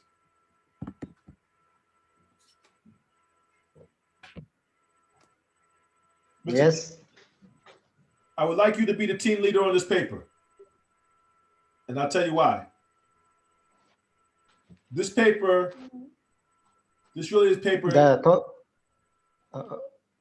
topic? Yeah, the paper is about bankruptcy.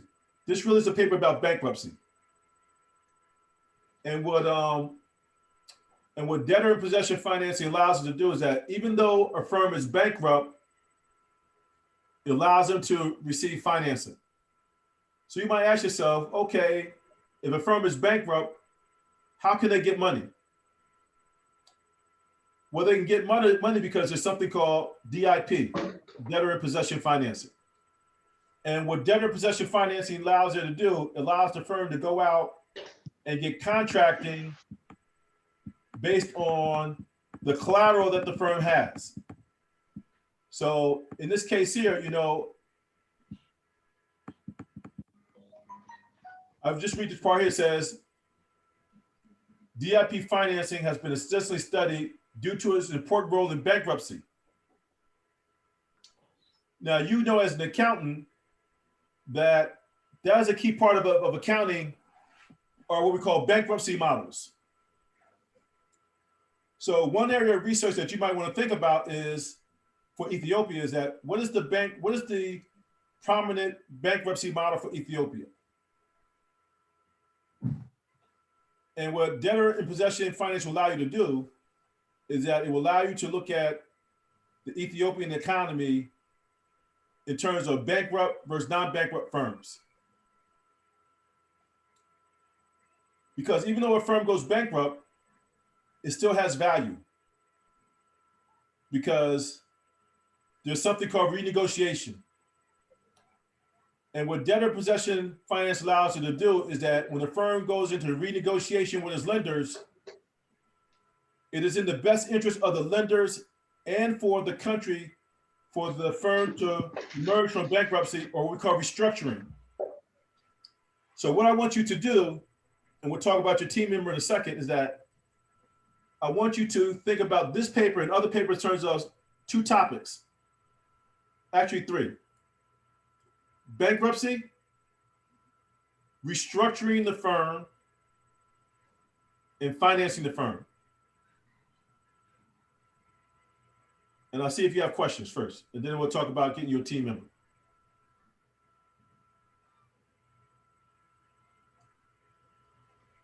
Okay. Who are the team members? Just with whom can I? Well, first I allow you to. You get to choose your own team. I give you the choice first. You get to recruit. You get to recruit. Okay, good. I can do with Mr. Girma Zallaka, and yes. Okay, Mr. Girma, Yes. Okay, so that's the team for that paper is Mr. Girma and Ms. Taspe. They're doing debtor in possession financing. Notice that you can get into the data. The paper talks about data, talks about modeling. But more important for you too is this whole idea of bankruptcy versus restructuring, and how there's something called value creation versus value destruction. And so every bankrupt industry can be reorganized. So for example, it's a classic case in the United States of the real estate crisis. In the real estate crisis, a lot of firms associated with real estate started to go bankrupt. So anytime there is a housing bubble and the bubble pops, then the real estate firms will go into bankruptcy. Well, it is the job of the financial industry to resolve the crisis. And again, this goes back to our earlier discussion. Is the crisis going to be resolved by the government sector or by the private sector? Now, if there is no private sector, then of course, the crisis will be resolved by the government sector. But the private sector, through vehicles such as DIP, will allow them to resolve the bankruptcy in terms of reorganization. Now, in this case here, notice that in the United States, and this is what I'm asking you to do. I want you to think of what is the comparative to Ethiopia. In the United States, we have something called the Bankruptcy Reform Act of 1978. The question I have for you is, what is the similar law in Ethiopia? Does Ethiopia have a bankruptcy act? And the answer will be yes, no, or maybe. It's probably something in between. And if Ethiopia does not have a bankruptcy reform act, that's an excellent dissertation, because it should. Because as Ethiopia goes from proposed as an economy, the firms must take risks. Firms will go bankrupt. As we know, some firms will go bankrupt. How do we resolve the crisis? As industries go through a recession up and down, how do you resolve the crisis? You do it through bankruptcy and through reorganization. And that's what this paper does. Okay. Let's see what else we have out here. Who else is here? We have, I think, 2 more members. And we have Ms. Garum and Mulana. Mulana, are you there?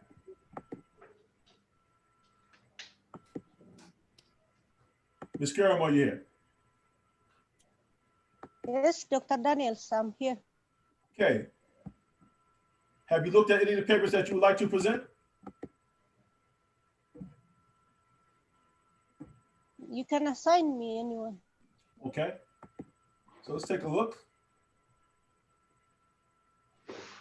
Okay. This is the next paper I'd like for us to present. This is a friend of mine. I know Mark Flannery. He's a good friend of mine. And this is actually another survey type paper. There's not a lot of data in this paper, but we'll look at it. So, because Ethiopia is a part of the world economy, we distinguish the banking system by size. And I don't know the banks in Ethiopia, but I will start to find out. But we call them something called large financial institutions. We actually call them large complex LCFI, large complex financial institutions. So this paper is not about small banks, it's about the largest banks in the economy. And the largest banks in the economy are very complex because they finance the mining industry, they finance the service industries, they finance tourism, they finance the largest sectors in the economy. So therefore, they have massive risks. They have what we call systemic risks. So in this paper, I want you to go through in a couple of things. We'll just take a look at the abstract here. It says, the financial crisis has clearly indicated that government regulators are reluctant to permit a large financial institution to fail. So when the government bails out a large complex financial institution, that leads to the concept called moral hazard. Moral hazard is like, if you have bad kids and you don't discipline your kids just become badder or worser and worser. So you must discipline your kids. When your kid does something bad, you tell him to stop, you smack him on the hand, and by you smacking the kid on the hand, that curtails the bad behavior. Well, we must do the same thing for banks. Sometimes banks get greedy, they take on excessive risks. As they take on excessive risks, that brings systemic risk into the economy. If the government always bails out the bank, that means that the taxpayers will pay for the losses. So in order to minimize the transfer of future losses to taxpayers or to solvent banks, we need a system for assuring that large banks maintain sufficient capital. So this paper is about what is the proper amount of capital for a bank to have, and what type of capital should they have? And in this paper, he describes and values a new security which converts debt to equity when the issuer's equity ratio falls too low. Now, I also written a paper in this area, and we'll do that in the second week because something called a clawback. So, Ms. Mascaro, when you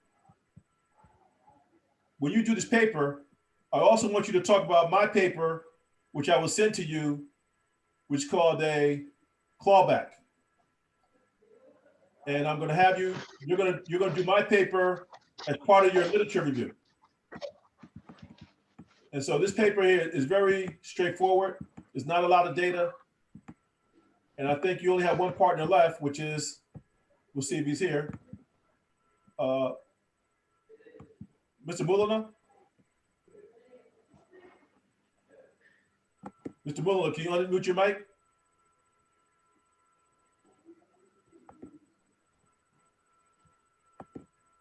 Mr. I Mulana? think he has connection problem. Okay, well, if you can talk with him. Yeah, I will. And you two present this paper, and I will email you the other paper that I want you to take a look at as part of your literature review. Okay, Dr. Daniels. And so we'll have 3 papers on Thursday. So we'll have the paper on financial technology, presentation on financial technology, presentation on bankruptcy and DIP, and presentation on large contingent capital. Any questions? Yeah, okay, we agreed to take the financial technology. Before we leave, I want to ask one question, Professor Daniel. Sure. Regarding data, you told us the research is all about data. Data, you told us, yeah? Correct. I was thinking that my research will go to kind of survey type. I have to go to the field level and micro business individuals which have less credit access. So what the level of acceptance for when we go to clinical data, which we don't have a large database. Yes. We don't have large database. Can it is publishable? Can it be high-rated publisher will accept this type of researches in finance, like Yes. behavioral finance? It's changing. It's changing. Clinical research and survey research in finance is becoming more necessary because of different types of financial shocks. The data, even the data we have is not good data. The data is not clean. So everyone knows that there are problems with the databases that we work with, but we accept it as it's perfect. Everyone knows that it's not good. Every database has a quality problem in terms of the ability of the data to accurately assess what is going on in the economy. So a lot of times, you know, you can get to, that's why there is theoretical research, is that the benefit of the theoretical research is that it's not biased by the dirtiness of the data. Clinical research is also beneficial because it allows you to assess data quality individually and to correct it. You're able to correct the biases of data by visual observation. And so in some ways we're much more, I guess it was the correct word for it, is more quality, or it's not as qualitatively driven, that there's quantitative data and then there's qualitative data. And the qualitative data assessment of clinical research allows you to eliminate a lot of weaknesses that quantitative data imposes upon you. So what I would suggest to you is that to do this type of research is first to assess what are some of the best survey methods, and I'm doing this myself, is that you just cannot blindly go out and do a survey. There are techniques for doing proper survey work so that you do not get biased data. So for example, let's say I want to do survey research on small banks. Well, I probably would I have to first find out who's going to be my contact at the small bank. So I would go to the small bank and make sure that the contact at each bank is the same. I can't go to the bank and talk to a different person because automatically I'm introducing bias into my study, because I go to this bank, I talk to the president, I go to this bank and I talk to the teller, and I get the data. Right away, you have a problem. So when you're doing survey research, you're going to go out and actually talk to people, and those people will give you an idea of what the data is. It doesn't have to be factual. It just has to be an approximation, because the data is just an approximation anyway for what we're looking at with our eyes. So for example, let's take the easiest one. Let's say we talk about firm size or wealth of an individual. Whether I go to the bank CEO or whether I go to the individual, I'm going to ask the question, well, how much money do you have? And they will give me the answer. Well, based upon what that person tells me, I can try to make an assessment or try to standardize about what I feel is their level of wealth, and I would use that as my control variable. So right away, I can say, okay, is this going to be, it might be quality. I say, well, this person is large, this person is small. I put them in the category. I don't have to go out and say that it is, this person has $100,000 or this person has $5. So the fact that it has to be a value of a continuous number or category is very important, because once we get into the analysis, if I can put a person, it's better to put a person in the proper category than to assign the wrong value. So my data automatically becomes better because I've categorized it properly rather than having a number of 1,000, because if it's 1,000 or 2,000, does it really matter? Probably not. What matters is that I know who is large and I know who is small. And so that's how I think about data design. That data design is more about getting the qualitative right. And if we get the qualitative data right and then make a step to the quantitative, I made an improvement. But let's try to categorize everyone into the proper categories or certain things. And if we can do that, we can take our data design and do what's called discriminant analysis. And in discriminant analysis, I don't need to have all these fancy data that everybody's used to. And I've done some different types of papers where you could talk about, different types of what's called discriminant functions. And in the discriminant function, you don't need to have continuous value. You just need to have categories for variables. And so long as I can say somebody is a 1 or a 2 in all these different areas, or a 1 and a 0, that allows me to do an assessment of data analysis. I don't know if I answered your question.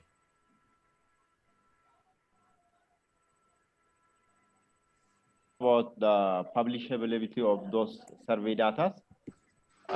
So we calculate biasness. So I will take this answer. Yeah, you can definitely publish in that area if you do it right. It's not a problem. Okay, thank you, Doctor. Okay, so I think we had a very decent first class. The last thing I want to show you is my foundation. I'm now doing. Okay, Dr. Daniels. Yes, go ahead. Yeah. Okay, thank you. Is that all of us just going to present the summary on the coming Thursday? Yes, Thursday would just be presentations. Okay, thank you very much. But just yeah? may I? Okay,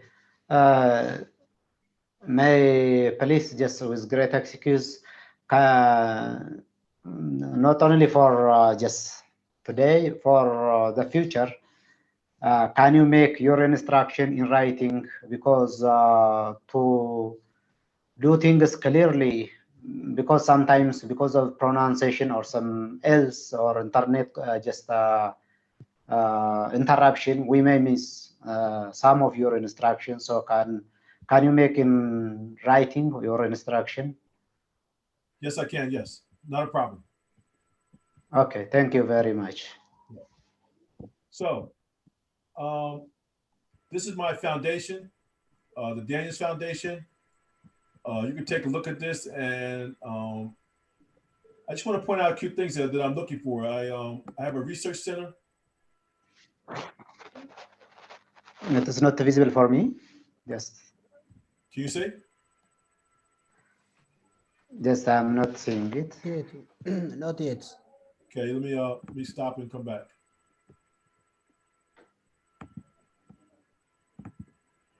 Oh.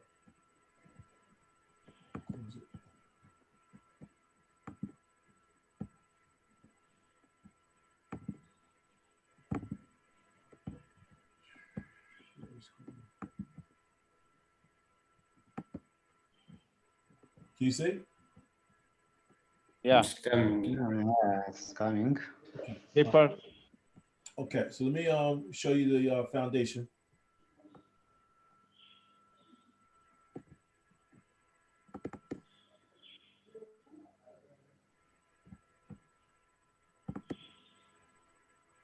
And I just want to show you that this is not anything that you're responsible for, but you can look at it on your own. I'd like to share with you what I'm working on.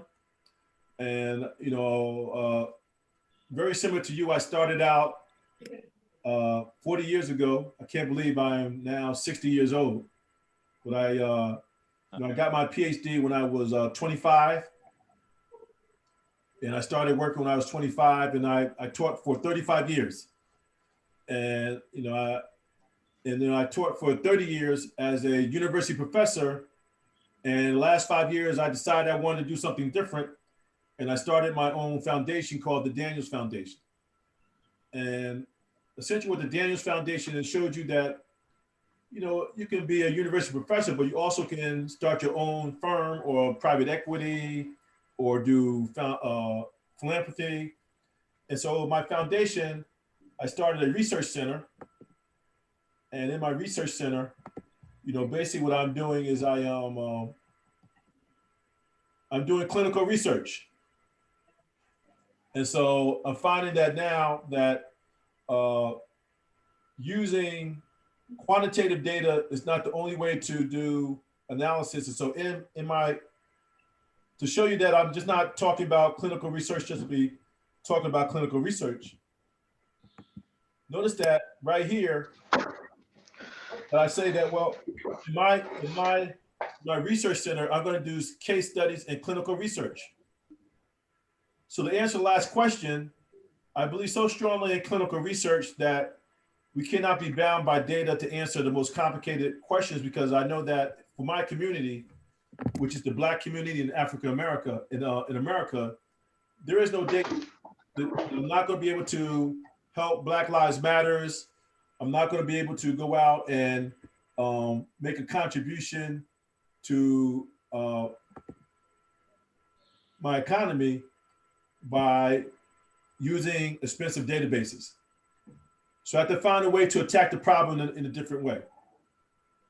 And so the way that I attack the problem in a different way is that I can do case studies, and you can publish case studies in educational journals. So you'll find that if you do a very good case study, then the case study will get published by either an academic journal, finance journal that is for financial education. There are several financial education journals, or it will be published by some of the best libraries of case studies, like at the University of Virginia or the Wharton University, which are very large universities in the United States.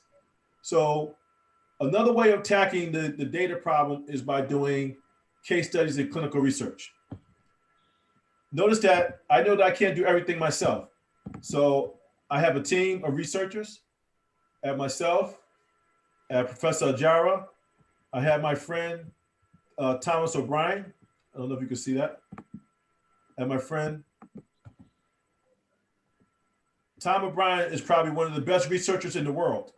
And so if you go take a look at his work on SSRN, you find that he's at the top. And then I have my friend from the University of North Carolina, Charlotte, which is Lloyd Blemon. Now, when you are doing your thesis work, feel free to reach out to any of these people and tell them that you know me, that you took a class with me, and that you want to talk to them about research and talk to them about the research problem. And they will feel free to talk to you. Tell them that you are working with Dr. Daniels through the Daniels Foundation, and I'm interested in research, and I have this problem. Whatever you want to talk about, you can talk about with them, and they will give you a different viewpoint. So use me and the foundation as a vehicle to access people that I know, different things that I'm working on, anything that can help you in your program, I'm willing to lend a hand if I can help you in any kind of way. Okay, the other thing that I've worked on, which is something I'm very proud of, is I have a podcast, and I call it the Daniels Foundation Wall of Excellence. And what I've done is that I've gone out here and I interview all Black men, primarily Black men, but in America, we have a problem with the image of the Black male. In fact, around the world, we have a problem of how the Black male image is portrayed for Africa and for Black men and for Black women. And so what I'm doing here is I'm going out and I am having interviews with all different types of people talking about different types of social problems, primarily social problems. So here we don't get into economics and finance. This is about how do we become better people? And that's what the Daniels Foundation. So when you have some time, you might want to listen to some of these podcasts. They're meant to be fun. They're not very technical. We talk about sports. We talk about men. We want to make this for children to see Black men in a very positive manner instead of saying gangsters and drug dealers on TVs, that kind of stuff. We will make sure that they have some positive images. Okay, the next thing I'm probably most proud of is I've written my autobiography called No Tears. And this is my book. And in my book, I talk about my life. I talk about how I went through graduate school. I talk about my family. I talk about how I came from a life of poverty and how I went from a life of poverty to a PhD and some of the things that I went through in my, life. So you can see here, you can read this on your own. It says, no tears is a story about the good in people and the good in the men to fight the good fight for a better life experience and a better society at large. And so in my book, I explain some of the things that we talk about now in terms of how we can look at Black Lives Matter in a very positive way and what should we think about next economically and how we want to develop as people economically to get to the next level. And so the book talks about that. And I'm not asking you to look at that. This is things that if you have interest, take a look. If you don't have an interest, that's fine. That's fine also. And then the last thing I've been working on is that I think it's so important that we actually have an investment in our community. And so where I come from, I am developing a small business incubator. I'm helping renovate schools. I'm helping renovate the real estate. I'm doing affordable housing. I'm doing enterprise zones. We're building condos. This here is something here that I'm very proud of, is that we're trying to revitalize the country by doing things that allow us to go to the next level economically. And these are some of the projects that we're working on, and this just talks about all that. And I also talk about it in the book. So I just want to show you that I'm not just a professor that kind of just trying to do academic research. As I kind of mentioned before, as we were talking,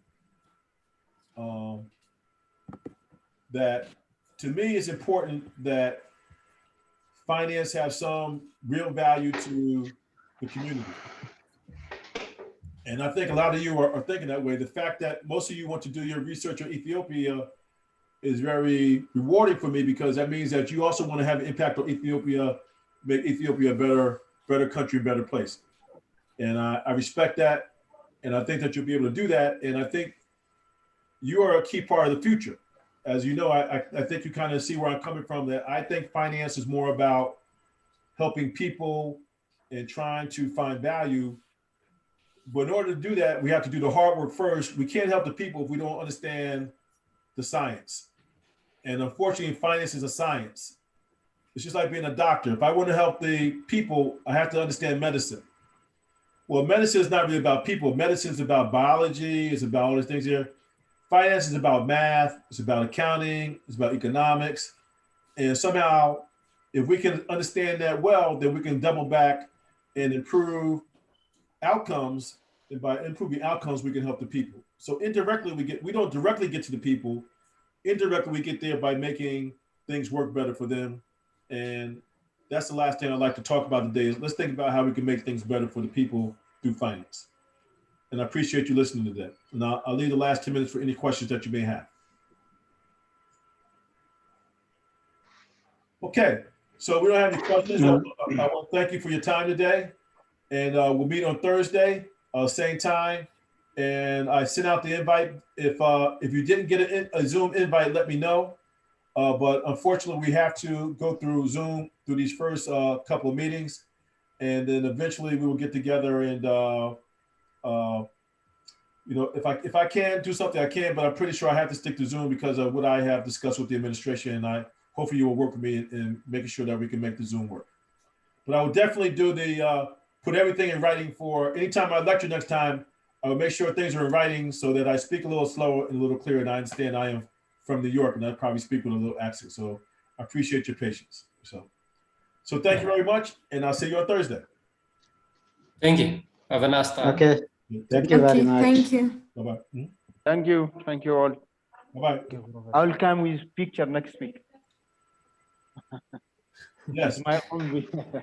Your turn to speak. Yes, your turn. Okay. We talk about your accent on Thursday. Okay. Thank you. All right, take care.